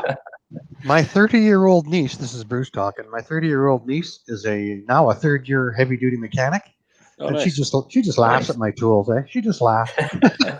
Like I think I got a half-inch air, air impact, and she goes, "Yeah, okay, Uncle Bruce, that's really cute. She local to you, That's Bruce, a or cute far little away? tool." Yeah, she lives right in the same city. Oh, In you fact, got to have a video, Bruce. You got to do a video intro. her dad lives just across the water from Steve over in BC there. Okay. Cool. Hey, Ken, Yep. drop me down if Steve wants to come up. Yeah, nobody's in the basement yet. All right. Steve is shy, introverted, and overly self-conscious. Well, I told you, that's the reason I came on this time of day. I figured Bruce and Steve. I mean, because you guys are in bed by the time I do my stream on Sunday. Yeah, and I slept in till 10 this morning. I can't wait till those days, Bruce. I got another 10 years. Well, who knows? It's just I've been retired for 11 years, and I can't even imagine going back to work. I know, yes, the YouTube and the shop and the house maintenance and life and But what's but Tom Conquer say? Every day is Saturday. Yeah. Well, Yep. I have to ask my wife what day it is, and now I'm starting to have, like, is it April yet? Yeah. You guys, you understand? You're retired, eh, Henry? Yes, sir. Yeah. I love it. Yeah. I watched my video this morning. I look 80 years old in that video. But I'm kind Henry, of how old were you when you retired, Henry? Were you 62 or 65? 65. Okay. Yeah. I tell you, I wish in America we didn't have to worry as much about healthcare, because I'd retire at 62 or whatever. Now it's like That's right. you worry so much about, I mean, it's not the money. Don't get me wrong. I could probably afford to retire at 62, but you get sick, you're screwed. I don't want to get political, but we have a taxpayer paid healthcare system, right? Yeah. Yep. And I actually think it's cheaper per patient because nobody's making a profit on it. Well, yeah. right? There aren't these huge companies making a profit off your sickness. Yeah. But the That's how only we thing feel. That's how I we feel in disagree Canada. with Right? And it's with the Canadian plan, though, and I don't want to get political either. But the only thing I Right. disagree with that is I have a few friends up there, and they all had cancer and other stuff. They came here for treatment. Right. that- the that- lineups. And that when yeah. you're older and it's life threatening, I don't Mhm. think it's as good as what we have. That's all. You're right. There are, but I tell you, if you have an immediate event like chest pains or something, Yep. you're in, and Okay. and you don't get a bill when you go home. Yeah. All right. In general, I think it's good, but there are. What's happening now is that there's private clinics popping up that are still publicly funded, and and the doctors do nothing but knees, or they do nothing but hips, or they do Okay. cancer tumor removals or whatever, popping up and down that's really been speeding things up a lot. But, Yeah, but not it's yet. still, Nobody's in the but it's business. still publicly funded, and that's been working good. I know it sounds socialist, but Yeah, uh, the we're doing specialized okay. the specialized clinics are opening up down here in the States now too. Yeah. Oh yeah. You know, Yeah. What do I they had call it? Designer healthcare now, right? I had a cataract taken out in December, and I think he did 100 that day. yeah, Right. Well, practice makes perfect, right? assembly line. So that's got to, like, I know he's well trained. He's got 9 years of school and all this stuff, but that's Yep. got to be kind of boring, Like you get you got a $10,000 potato peeler, and you just do this 100 times a day. Yeah, right. Put in a lens, pop. Here's your drugs. Go home. Call me if you Bruce, have trouble. let me ask you though, Bruce, based on your state or nation funded whatever, do doctors up there make enough money to make it lucrative for them? Like in the United States, the thing was, become a doctor, you make a ton of money. Not that Right. way anymore here, I think they're probably still making 5 times more than what I would have made as a tech. Okay. Yep. Yeah. Because I have a good friend of mine who's studying to be a doctor, and he got quotes for malpractice insurance and all this other stuff. He said the only way he can become a doctor now is to join a group of doctors. Yeah. Because on his own, it would cost him more just to have the liability insurance, the office, and the secretary and all that. He would lose money every year. Yeah. Well, what's happening is we can't get doctors to move to small towns because our small towns are remote. So what's happening now is these guys are graduating after 9 years of school, and a small town, let's say a town of 8,000 people, will pay off his student loans if he can come there for 5 years. Are there student loans, Bruce? I thought your school was funded. No. I even had to pay for my tech school back in '77. Really? Our high school, it's all paid up to high school, but any community college, university is still funded by the student, but there are grants to each university to keep them floating. Okay. Yeah, because I heard that was one enticing feature about moving up there from people I know that live up there. They were like, "Oh, my kids get to go for college for free," I'm like, No, really? it's not free. It's still, like my grandson. We've got an issue with him, but we were putting $2,500 a year into his education fund, which was tax deductible. Yep. So that when he's 18, he's got enough money to do what he wants. Mm-hmm. I'll tell you, down here, it better be a heck of a lot more than $2,500 a year. Well, but that's 18 years with I know. accumulated It's interest, right? great. Yep. So it's probably 80 or 90 grand to. No, my oldest went to a state school here, and it was literally 6 figures by the time I was done, and that's just for a 4-year degree. So, good thing. I say, all that. I think it's assisted by the government, but it's not like Cuba where you go to university for free, but everybody's got a degree in archaeology, but nobody can work in archaeology. Oh yeah. Anybody in Cuba, you can correct me if you want. Anybody in Cuba? We used to say underwater basket weaving. That's what people when you didn't know what to take. Yeah. Well, that's the problem, right? These kids are. My niece that is a mechanic. She has a degree in sociology or psychology or something. Oh really? Oh, wow. And now she's, that didn't work out, right? You're an unemployed psychologist, so she went back and she's spinning wrenches. Isn't that great? Cost me. Hey, well, look at me. Look at me. I got an associate degree in mechanical engineering, a bachelor's degree in management, and an MBA, and I supervise fixing machines. Right. So, and but that's what I love to do, so I can't complain. Right. It's just something I wanted to do for myself and prove to my kids it's good to have the education. Yeah. It cost me over $100,000 for my daughter to go to college. Oh, easy. anthropology. Well, Henry, Right. my daughter went Well- to Southern. Okay, you know Southern, and it was Yeah. literally over 100 to go to a state school. I mean, if Right. it was private school, it'd be 3 times that. But the kids are coming out. The average kid that has a 5-year deal is probably coming out with $100,000 debt. Oh yeah, but let me ask you, Bruce. You said 5 year. Did they do the co-op up there, where they do the work and school, or is No. Because here Well, you have 4 years for a bachelor's degree. Oh, I mean, when I hear 5-year schools, that's usually 1 year of work experience, base, and then 4 years of schooling. it's still a business. If you don't watch it, you have to really, really watch that counselor on the other side of the desk. Like I went in with my daughter, and they just made it so that she was one shy class of 4 years. Oh yeah, to keep you going. Yeah, believe me, I had one of my. I'll never forget this. So I said, My- well, Good. is there something she can take during the summer? Yeah, I'm asking my daughter sitting there. She's 19 years old or 21 years old or whatever. And they said, oh yeah, she can take an anthropology class. She's a teacher. And she can take an anthropology class over the summer, and that'll get her the amount of credits so she can graduate in 4, not 5 years. I'm going like, I had my checkbook. Sure, absolutely. Here's your $500 there. Go. Yeah, they'll let you do it, but you have to ask the question. Yeah, That's exactly. right. It's a I had bus- my it's a business. my It's a business. Yeah, my college advisor said to me, I had, when I was doing my management degree, I was 50 years old. And she said, oh, you have 2 courses in quantitative analysis, like statistics and stuff like that. She goes, 3 more courses, you'll get a minor. So on your degree, it'll say, bachelor's in management, minor in quantitative analysis, which looks good on a resume. Yeah. But what I didn't realize was I had to go another year, to do it. And it ended up costing me like 20 grand. And it was like, the hell, I'm not going to use that, No. But that's what they know. So I went to a technical school like MIT, but it's SAIT. Casey knows about this. And 2-year program, only 2 months off in the summer, Monday to Friday, 8 to 5. That's what I did. 10 people in the class. And I came out, and my little brother lives in Houston.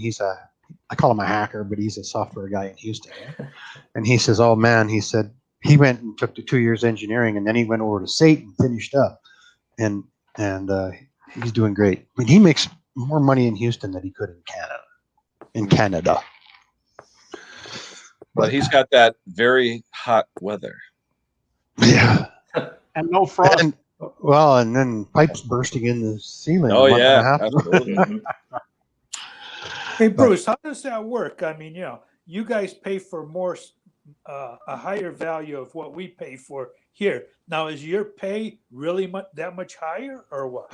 No, you know what? When I retired now 11 years ago as a telecommunications technologist, whatever that is, right? And I never made $30 an hour Canadian. Wow.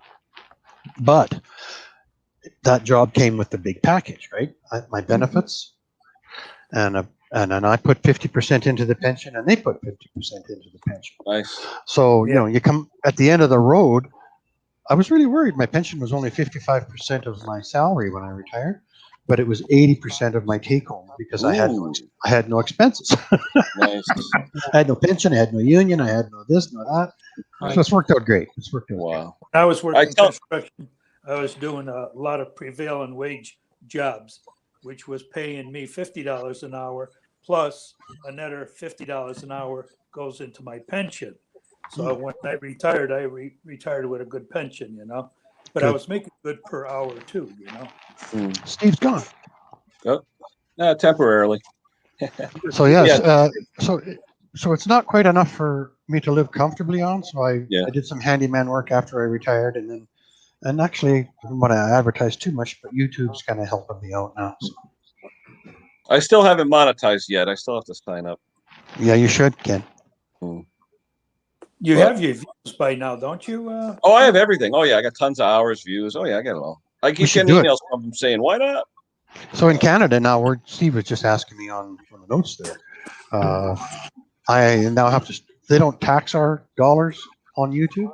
And, now they do though, right? They're just starting to. I think it's going to be probably in the next fiscal year, not this year, but they're getting everybody set up. It's a big project, I'm sure. What kind of percentage though are you talking? Well, I'm just going to have 20% taken off. If you don't answer the emails and you don't talk to them, they'll take 25. Wow. So I'm just going to send in a note saying, please take 20% off and send it to these guys on this little cut and paste right here. Wow. It's amazing. They got you coming and going. Yep. Good day. No, it's eh? okay. No, I don't mind paying taxes. I like nice roads. I like good schools. I like all the stuff. And, you know, I don't mind paying. Steve, thanks for coming up, buddy. Well, the lights are a little bright. I was just in the middle of shooting some close-ups. I'm like looking at myself going, whoa, my lights are still on. I remember when you did the camera, when you went the other way to show us your shop, Steve, and I said, he's got studio lights in there. I use old drywall lights. Perfect. Perfect. Everybody knows I'm frugal, right? So, hey, Bruce, what were you just talking about when I came in? You're talking about the tax thing? Yeah. Okay. Why do you Yeah. think you have to pay 20%? Well, because that's my tax. That's actually lower than my tax rate now. To the Right. IRS, to the Americans? No, the Canadians and the Americans have gotten together and they are forcing Google to have the money that we earn in Canada on Google paid in Canadian taxes. That's Yeah. what's happening right now. Yeah, I don't pay any money to the United States, but Google's going to do the paperwork and send 20% of my YouTube earnings into the Canadian government. Yeah, but that's after they take 50% of it for themselves. Well, I don't know. I can't. I don't have any control. So. Got to pay it. And if you don't pay it, they'll just take 25% off and let you know how much they took off, and you can. Put You're that on your not tax. You're not talking about this new tax form stuff they just came out with, are That's you? the one where I still got a red cursor across the top of my. Yeah, Bruce, anyone except Bruce. in the States has that. Yeah. Bruce, we just went through it. You don't have to pay anything. It's zero. We have a treaty. Canada and the United States has a treaty. Oh. 0%, dude. Well, how come the Americans have to pay on their YouTube? Well, we We for us already- to count it as income because you're getting paid by someone. Even I'll give you an example. PayPal. Once you hit $2,000 on PayPal, they automatically send you a 1099 as income. So here in the States, they'll tax you if it's not nailed down. So I mean, everything gets taxed. So there. what are you saying, Steve? Okay, I got a perfect solution for you, Bruce, because you're in Canada. Donny Boy 73 yes, is Canada, and he was having problems because his accountant is a little bit. So April and I just went through it for Steve Small Engine Saloon, and April just sent Donny Boy 73 an email with step-by-step instructions on how to send the form in and what number you need and what you got to do. Phone this 800 number and get your ID number and then put that on your form and all that stuff. Okay. Okay. 0%, Bruce. You want me to send you that email? You want me to get that'd be April to great. send you that? Yeah. Okay. I need your email address. We don't have it. Anything to save money. You want me to stick it on the notes here? Because I don't mind that. You put it in If the you private don't chat. mind, hey, Yeah. that's fine. Yeah. Yeah, put it in the private chat, Bruce. That way. Unless, if you don't, I don't care if anybody knows my email address because it's on my Yeah. website. I don't care. Yeah. Send me the gifts. Yeah. Hey, looking Steve, for a pen. Sunday I'm going to be wearing my Steve swag. So Well, you usually are. usually, Maybe- yeah. Today I had to go to the hospital, so I needed a short sleeve shirt. So Hey, maybe one day. You Well, you went to the can, hospital for what? no, I have to give blood every 4 or 5 weeks because of a condition. No big deal. Oh, okay. You're okay though? Yeah. Oh yeah. Oh, yeah. Okay. It's going to They be can't get me that easy. There's my email, Steve. You can just cut and, Steve. You can just cut and paste that. Yeah, they can't get me that easy. Where's your email, Bruce? It's right there in the chat. Private Not in the- chat? It's in the public chat. Oh, public chat? Yeah. BTH version 1 at gmail.com. Bruce the Handyman version Oh yeah, 1. got it. Got it. Hey, Bruce the Handyman version 1 is a handyman never does the same thing twice. That was my old gig. Now, Bruce, how many toolboxes do you have now since you're re-thrashing or whatever? Just the two big ones. Well, 4, but they're stacked. So I got the two. I got the upper and the lower, and the upper and the lower. But the one you had this morning outside, is that a travel one, or what is that? When you went outside to the track? No, I have one just because my yard's pretty big. It's 100. 80 feet across. Wow. I have just a little toolbox I grab when I go out to the tractors because I know I'm going to be cleaning a battery post or sticking a screwdriver into something. Do you And keep tools it's just in that, little. or do you load it each time? I keep tools in it, and I have one in the house downstairs, and then I got one in the truck. That's me. I have a travel box. I have a basement box. I got a driveway box. My kid bought me. I'll never. It's a really nice thing. It's called. Do you know the brand Wen? WENN. Wen. Yeah. They have a stool with a mini toolbox underneath it. I saw that. I love it. I mean, I'm a big fat guy. I mean, I'm 250, 6 foot tall, whatever, and it fits my fat bum. And it's comfortable. It's very comfortable. It's got 2 nice drawers in it where I keep like normal stuff, and it wheels around the driveway. I love it. It was $70. It wasn't bad. You're stout. That's how we would say it. What size wheels that have on it, Ken? It's probably 2.5-inch casters. It's not bad, and they're urethane too. They're hard urethane. They're not bad. It's a little softer ride. Those little wheels, I changed them to a good size wheel because they would stick around, you know what I mean? Yeah, sometimes they'll get jammed in a rut or something or whatever, but these don't seem to be too bad. What I like about it is the padding is a very, very dense foam. So even my bony butt, you get on there and, oh, this feels good, you know? Cool. So, hey, sorry, I was just going to let Bruce know I got your email address now. I will get April to send you the exact same copy of what we just sent Donnie Boy 73. Later, Tommy. Right on. And it should, I think it's going to be easy, step by step, do this, do this, do this. Okay. And we got a treaty, like I said, with, we don't have to pay anything to the IRS. Nice. Hey, did you guys check out Donnie's latest? I don't know.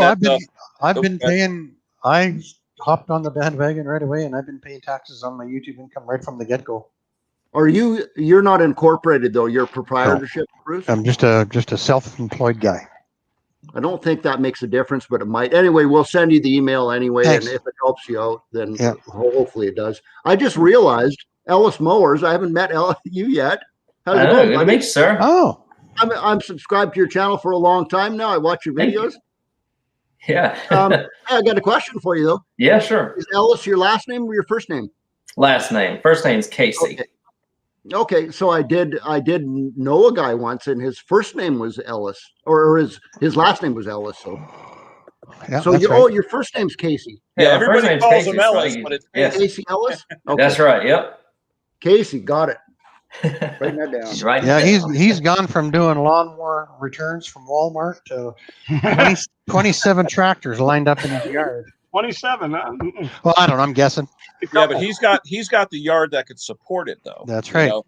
He doesn't have the neighbors 6 feet away, you know. And he's got a 20 foot long, beautiful long bench. Yeah, but you know what? I do that for my neighbors. Doesn't make them any nicer.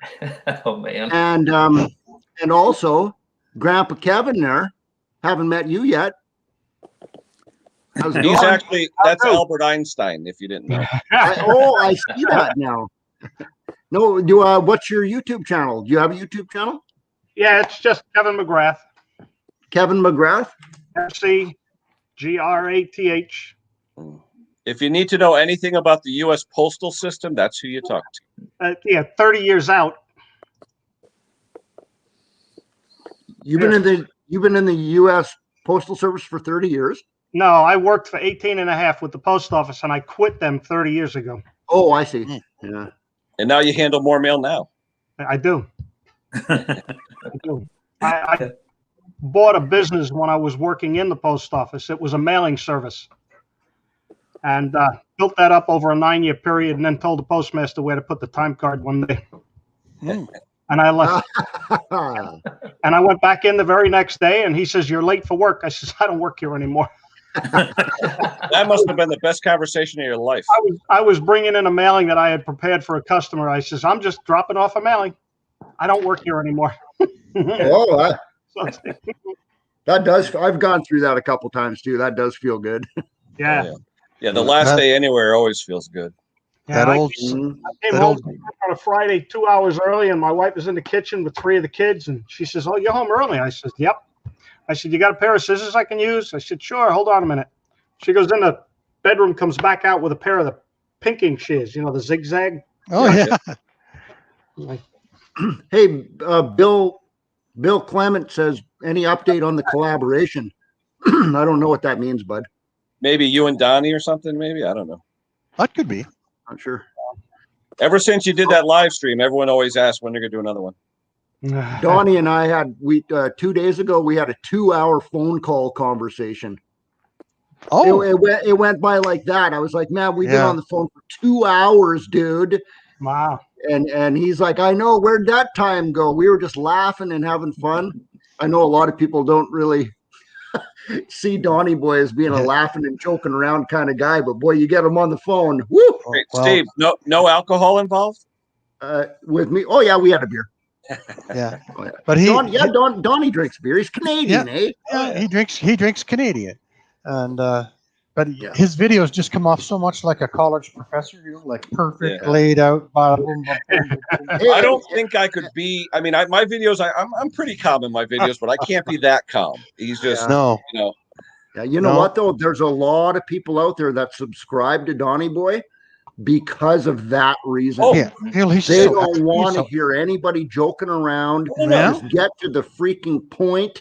Tell me exactly what's going on here in as short time as possible. Yeah. And people, so there's some people that, there are a lot of people that don't like me because I joke around too much, right? It's like James. I was saying before, though, Steve, too, a lot of people tune in, like Bruce. I said earlier in the stream, I don't know if you saw it, Bruce. How many times can you watch someone clean out a carburetor? But I mean, I'll watch Bruce clean out a toilet. I don't care. I do it because I like to watch Bruce. Yeah. You know, I still have an answer to that. You know, like for the average guy who, you know, his Craftsman Briggs and Stratton 21-inch 1016, and he thinks that's the carburetor that can only be on that engine. So he's gonna, when you got your title and you put that in your title, that's what he wants to see. He doesn't want to see a Briggs Quantum clean. He wants to see that auto 160 And so I used to worry about cleaning carbs online, you know, and I just kept doing it, and it's been good to me. It's been really good to me. I tell you, I really like Donnie's video that came out late last night about that fuel inlet leak on the Cube carburetors. I've never had one do that before. Oh, I didn't see it. Yeah, I'm having a hard time finding all the videos. You guys use notifications, or what do you guys use? But do you have the actual bell with all where it actually tells you? Or? Yeah, I got 9 sitting there or whatever. Yeah. Okay. Yeah. Well, I had to. I subscribed to too much. Some of them though erased it. Some of them I don't get anymore. I had to go back in, and it wasn't on the all anymore. I had to go back and hit the all. Yeah. Sorry, Henry. I had to unsubscribe, then go ahead and subscribe again, and then hit the bell, and it would stick around. Oh, okay. Yeah, there is a glitch there. I was watching Daryl Leaves, and he said there's a glitch with notifications right now, and they say they fixed it, but they really haven't. As a note, Ken, I got your notification on my phone that said, "Oh, Ken Small Engine Repair is live now." Yeah. And I came on right away, and it said you've been streaming for 76 minutes. Oh wow! So I came on as soon as I got the notification. That's when I started in here. Right. But yeah, it was 76 minutes late. So there is a glitch. Yeah. Did you get one for my video though? I put out a video about 3 hours ago. Did you ever get a notification for that one? You did a video 3 hours ago? Yeah, before it came live, I uploaded a video. Because some people tell me, "Oh, I just saw your video," and then it came live, and then a lot of people said I never got the notification. I did one about scrapping and parting out equipment. When to flip and fix. Notification as well, Ken. Oh wow! That says I got that at 107, and then your live stream at 124. Yeah, it was about 20 minutes after. Yeah. When to flip and fix. I still have not got that notification. Well, like you said, there's probably a glitch somewhere. There is. And what, Henry, did you just say you unsubscribed, subscribed, and then hit the all button again and fixed it? Right. That's kind of what Daryl Leaves was saying too. There's a glitch. You got to go do that, and or you're not going to get notifications. Yeah. Huh. Bill's saying, Steve, that you had mentioned something on Mix Live about. Yeah. Okay. Yeah. Bill Clement.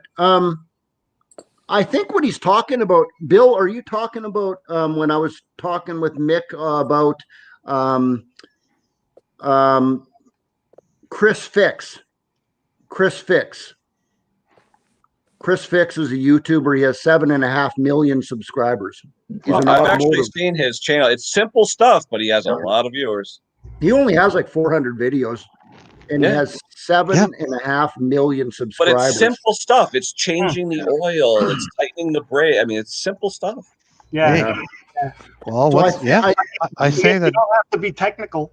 no. Yeah. And you know what? Yeah. A lot of these young people, they didn't learn all this stuff growing up, and now they bought a house and they don't have money. Yeah. You know, they used to have money, they don't anymore, and they're on there and they're learning how to grow begonias or fix a fence or put on a latch or fix a eaves trough or whatever, right? Yeah. YouTube has been a fantastic thing for everybody. Oh yeah, YouTube is the encyclopedia for the future generation. It is. So to answer, So if we want to screw with their heads, You guys know that Terrell and Mick are going to be on Easter. put up videos on how not to do it right. Did they post a Henry's date up on that there. though, Henry? No date yet, but Okay. Yeah, because he sent him a T-shirt, yeah, I got that one. or he sent him a sweatshirt or whatever. Yeah, yeah. it's funny. I saw it looked like he had a doobie in his mouth. I was like, "What are you doing?" Yeah, that's what I thought too. Who's that, Henry? Terrell and Mick are going to collaborate on Easter weekend. Okay. Yeah, because I guess Terrell's never done a live stream with Junior and the rest of the Grass Rats, so they're going to collaborate with Mick and have a dual live stream. He showed up last year Actually- when I was in Mexico for a short while. Actually, Terrell did come on Mick's Christmas. Oh yeah, that's when great. Oh, yep. Yeah, Yep. Terrell and Junior and Slippers was there. Oh yeah, and they were enjoying their beverage. Yep. Ham's beer. Hams, that's right. I'm surprised they don't have a sponsorship. So to answer Bill Clement's question, if he's still here, about Chris Fix, because he asked for an update. I think that's what he's talking about. It's the only one I can think of. Chris Fix and I he still wants to do a collaboration with me also, but we're really tossing ideas back and forth through emails, and we haven't came up with an idea yet that suits both of us, because he's automotive, I'm small engine. So we're still trying to figure out a subject that fits both of us. With a V8? Four-wheelers. Exactly. Four-wheelers. They're the rage, eh? Yeah. Steve, where is he? Steve, is he East Coast or where is he? Definitely the United States, but I'm not sure what state he lives in. No, I'm not sure. Yeah. Are you still on lockdown, Casey? I am not. I've been out for about 3 weeks now because we did the 14 days when my dad had COVID, and that was Valentine's Day weekend. So it was 2 weeks after that. So yeah, so got out just in time to start selling here for the spring. Things are really picking up. A little bit slower than last year, though. How's your dad? He is much better. He still has a little bit of taste and smell issues, but apart from that, he's pretty much fully recovered. He still has some, I guess, lower energy issues and whatnot if he ever does it on a given day. I get my shot next week. I got to wait till May, the beginning of May. I got the first one. That's pretty good for Canada. We were originally scheduled for May and late April. And then my wife was just on PC today and she picked one up right at the main stadium in town here, or hockey rink. And we're going to head over there and get shotted up next They Thursday. say a lot of people here in the States anyway, they'll sign up for 3 or 4 different appointments. Yeah. They'll go to one, then not say anything. And they're Oh. either throwing away shots or trying to grab people off the street. Well, Because we're not like that. they're limited with a date, that expires and all that. My wife and I are team players, so we'll cancel the other ones. Yeah, no, a friend of mine actually got a phone call. His wife was one of the nurses at a CVS giving out the shots, and she called him up and said, "Honey, 3 people didn't show up. We don't know what to do with these vaccines. Get over here." And right. Got it. Yeah. That Maduro shots, the United States aren't letting Americans have that shot. They're sending those shots to Canada and Mexico. I think that's AstraZeneca. Astravent, that's the one. AstraZeneca. Yeah, that's the one where the guy died or whatever, something like that. Well, if like 37 people out of 29 million have blood clots. I mean, in an old population. Well, no, I have a friend of mine who is so afraid of this vaccine. He's paranoid of it. And I said to my doctor today when I was at the hospital, I said, look, you're a doctor. I've never really spoken about it. They talk about this RNA, whatever. I said, can you just explain it to me? And here's a simple explanation. Imagine the virus is a car. They're not putting a car into your bloodstream. They're putting a spare tire in a rear view mirror. Okay. Yeah. Then those two parts, your immune system is using them to develop the antibodies to kill the virus. They're injecting you with roughly 50 times less potency than the virus to build an immunity to it. Yeah. So I thought that was a good explanation. Yeah. Yeah. That's what all immunization is, isn't it? Yeah. Well, these Like this is the first one that does. Well, flu. They're actually giving you the flu when you get a flu shot. Usually, this with the RNA is just literally 2 bits of the virus. I think it's chasing down the DNA of the virus. Yeah. Yeah, but it doesn't need the whole thing to build the immunity. It just needs parts. So they took 2 parts of it, they say.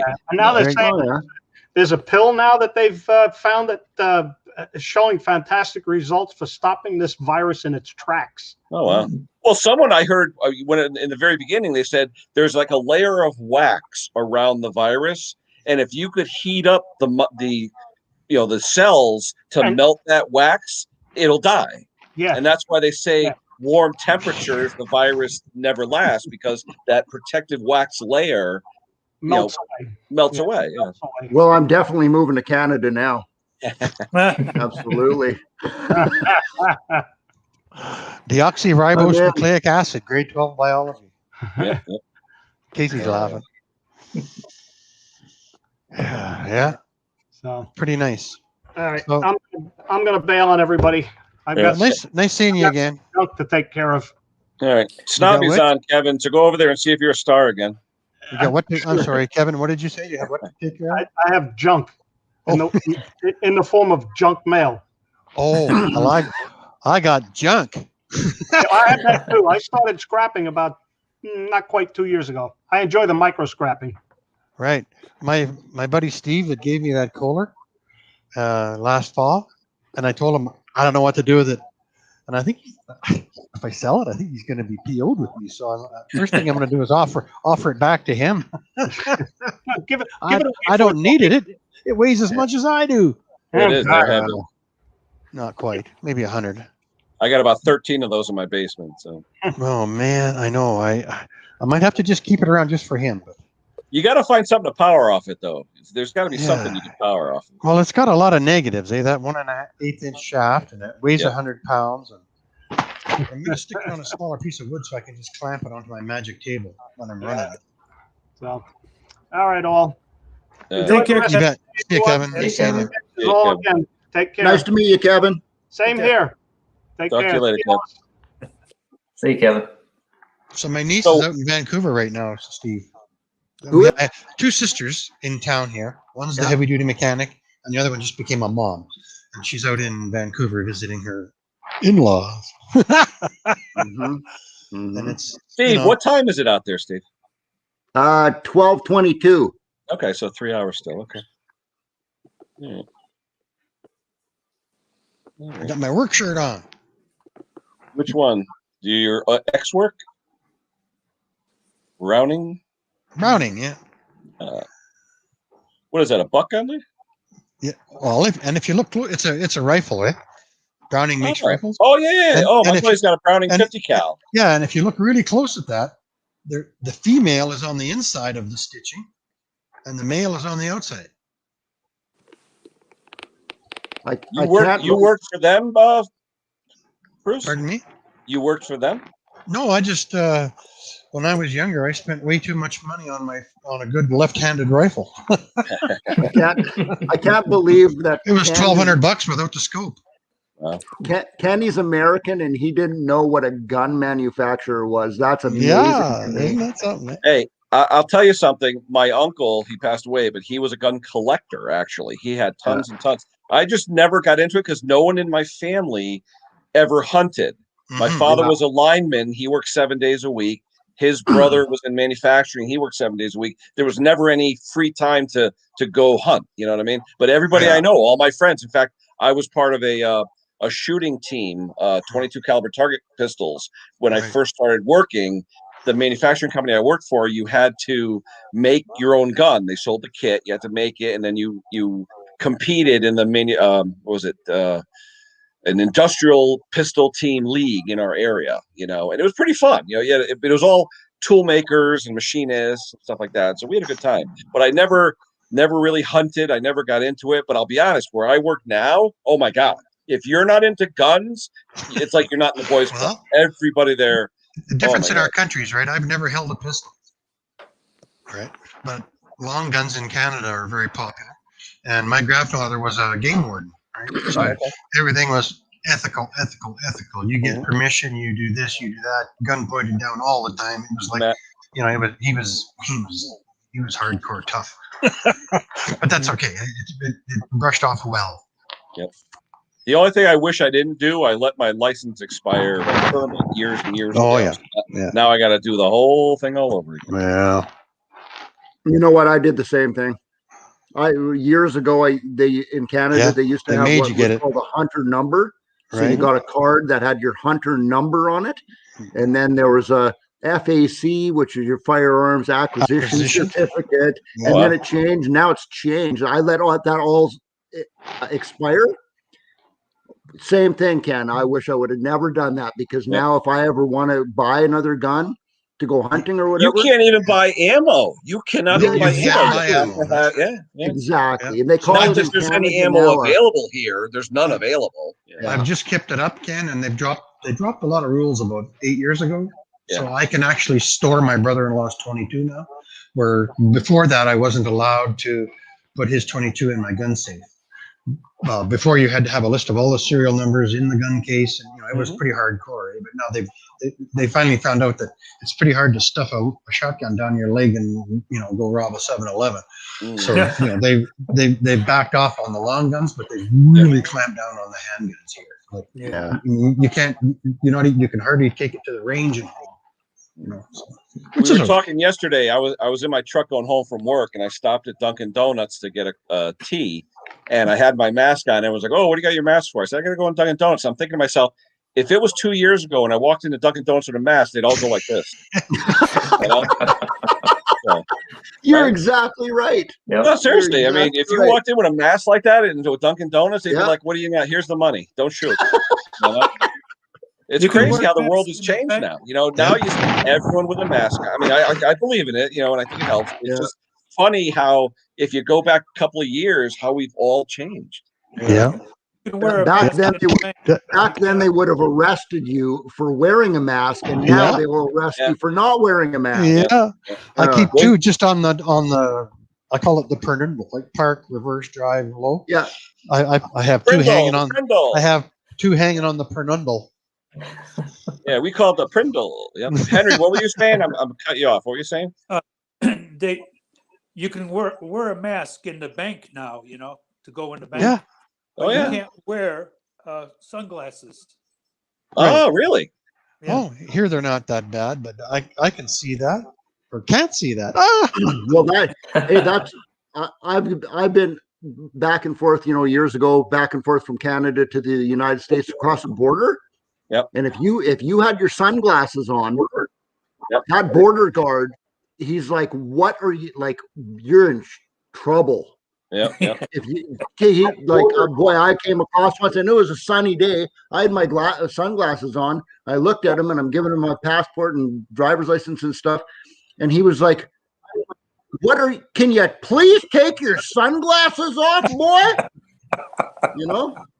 But I got a quick funny story about sunglasses. I'm going to get beat up here. I'm like, sorry.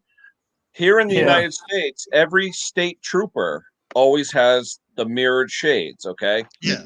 A friend of mine, a woman that I know dear to my heart, has, let's just say she's well endowed, okay? She was in the summer in her convertible with a bikini on, okay? Was doing speeding, 80 miles an hour, whatever. She didn't care. Gets pulled over by the state trooper with the shades, mirrored shades, and all she saw with him in the shades was her boobs, because he's looking at her, and it was like the reflection of his gut. So she said to him, "Stop looking at my boobs." And he's like, "What are you talking about?" She goes, "I can see the reflection in your glasses. You're not looking at my eyes. You're looking at my boobs." He didn't give her a ticket. Neither would I. Literally in the glasses, you could see her cleavage, so he knows she was looking down on it. So she got out of it.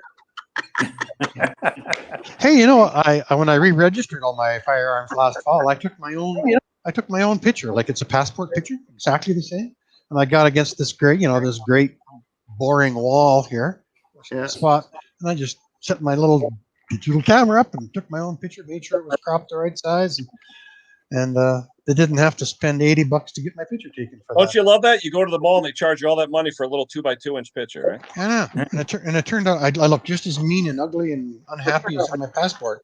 Perfect. No smiling. No. Don't smile. Oh, and I got the shine on my head. They don't like that, eh? Oh. Well, let me get my makeup artist in, and we'll see what we can do with that before you take my picture. I know. Oh, well, Yeah, on they're my passport really, picture, they're really critical. my passport picture, they were using like some kind of a something or other blush or something on here to get rid of that little dot, that shine right there. Really? Yeah. Dave, you got a shout out in there. One of the guys used one of your videos to help. I wasn't allowed to look like myself in my passport picture. Now, what the hell is that, eh? Matt Johnson, thank you very much, brother.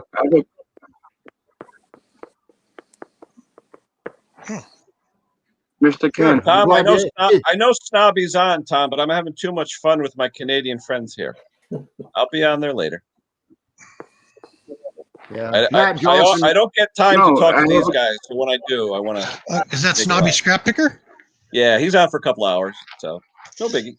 I did that vacuum teardown, and I mentioned him, eh? I said, I'm Snobby Scrap Picker, and I'm tearing this thing apart. Nothing lived. But the latest thing with Snobby, though, is he takes still photos when we're on YouTube, and he creates spoof videos with your face on other people's bodies. I've been the subject of it probably 5 times already. In fact, last week, my phone was blowing up, and I'm like, what the hell? They're like, turn it on, turn it on. I'm like, turn what on? I turn it on. It's me in a bikini. I'm like, okay. That's harassment.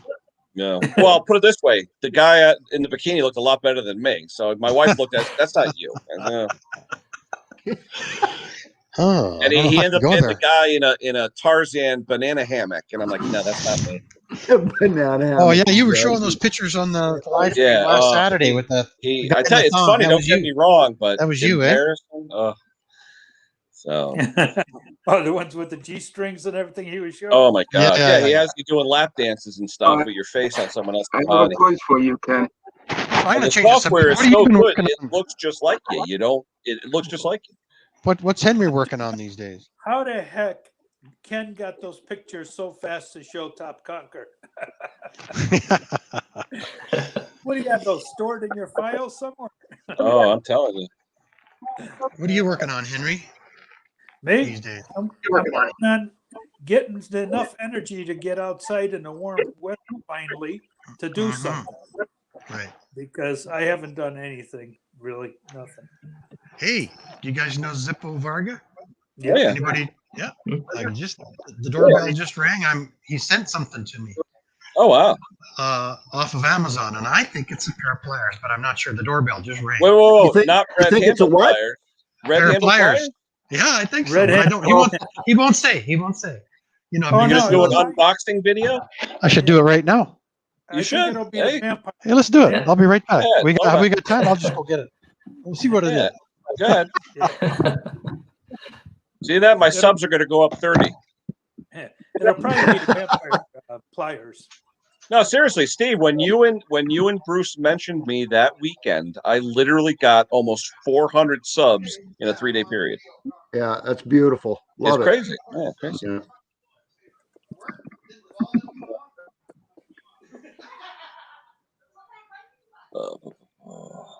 I'm watching Bruce right now. What's he doing? No, it's nothing. A buddy of mine. I lent a hitch to a buddy of mine, and now he brought it back. Okay. How did you know? Did you get a notification saying it's coming? Yeah. Well, he ordered it, and then he's been giving me a daily update on the tracking. Oh, okay. It should be there tomorrow. So, yeah, him and I go back from before I had a YouTube channel. He's been online 2 years longer than me. Okay. So. he goes Hey, let me back. ask you, Bruce, since you and I did those home lights, have you been watching Leon? You know what? I have subscribed to too many channels, and I don't have the time to watch everything. Yeah. And I hate to, when I want to unsubscribe, it's like I'm being mean to somebody. So Yeah. It's okay. No, You I can did that unsubscribe video. to me. Go I ahead. did that video where I drove 55 miles to get a chainsaw, and tomorrow I have to drive 35 miles each way to get another one. Right. So, well, I think I found the problem with my second one, Ken. There's one Did other it- was- answer for you. was it the haven't- wire, the kill wire, or what was it? No, I think it's just a bad plug. Because I put a new coil in it. Yep. A plug is the last thing I check. I trust spark plugs. So I put a new coil in it. I check the magnets on the flywheel, the whole thing, and it fires for 4 seconds and quits, and then gas spews out of the muffler. Right, so it's getting fuel. Yeah, but it's and- losing spark. but it's not burning it. I tell you, it's the first chainsaw I've had that uses the Delco type plug with no washer in it, the taper lock. The little tiny ones with the wedge. Yeah. Yep. So many people. BM6F, I think. Yeah, those are BM6F, BM6F. Yeah. Yep. So many Little- people have used the ones with the crush washer, and they have no compression. They wonder what's going on. Right. Or they wreck the head. Yeah. Yep. Or the, what do you call it? The Damage the top of the cylinder. Yeah. Yeah. So anyway, I pulled a muscle in my chest, so I'm not yanking on that chainsaw until my life gets better. So I should I should just go out there and turn on the camera and stick that plug in there and give it a go with. I'll watch it. I'm trying to find one of those, Bruce, because after I gave it back to my customer, I said I missed that little piece of garbage. I want one. You know? Yeah, well, you know it's what? such a cool little saw. You know. Well, they're 44 cc. Like there's, like that's not a bad size for a small, compact, very hot saw. Oh yeah. I mean, no safeties whatsoever, but who cares, right? Not even a. Well, mine has a little cover for your knuckles. Yeah, that little plastic cover. But the bar is just black steel. There's no foam, there's nothing. Yeah, it makes your teeth rattle. Yeah. Back when men were men. Yes. Doesn't make your teeth I don't rattle. know how loggers did it with 60-pound chainsaws. Back when, on my pipe wrench video there, I said back when ships were made of wood and men were made of steel. Yeah. Yeah, there you go. Absolutely. Good Lord, they must have died young back then, eh? They did though. Actually, they really they did. I know they did. You see the farming equipment out here that some of these guys worked on, and then right after that, the chemical thing came out, in the 60s and 70s, and these guys were mixing up 2 tubs of Roundup with their sleeve off on their shirt in their arm, with their arm. Well, I remember when I got my first job in manufacturing, we used Freon TF solvent to clean medical parts like surgical staples and stuff like that. And that stuff was, definitely carcinogen. And we were breathing in the vapors, and literally 2 or 3 of the guys, when they passed away, going back like 10 or 15 years, it was because of that.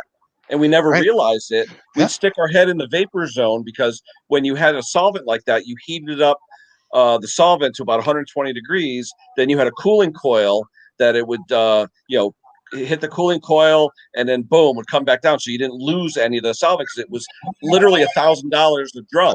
Yeah. But we didn't realize we're sticking our hands in it. They're coming out white. We're breathing it. We're killing ourselves. I used to use trichloroethylene to take. That's what it was. 111 trichloroethylene. Yep. To take the stenciling off, it was so archaic. We used to put the letters on, and then we had to have 3 layers of varnish over top of the letters so they wouldn't rub off.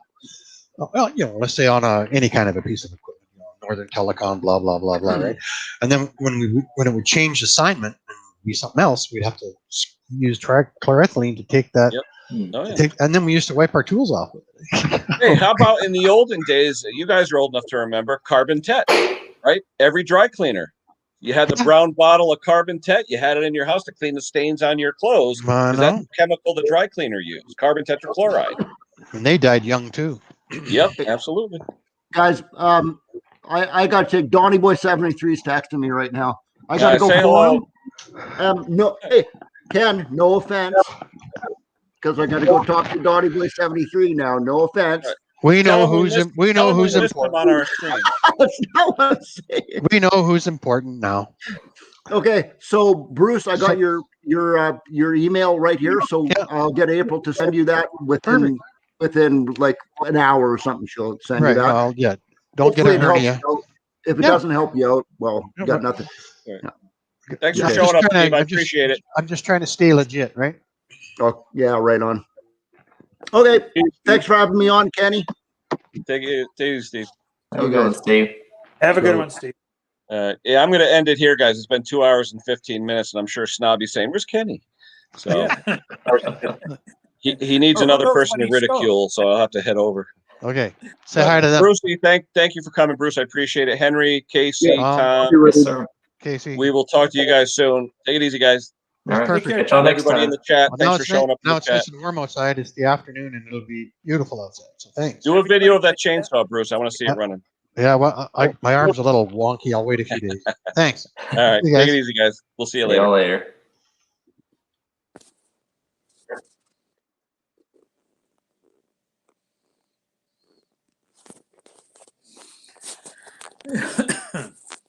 Later, Henry. Hey, take care. Huh?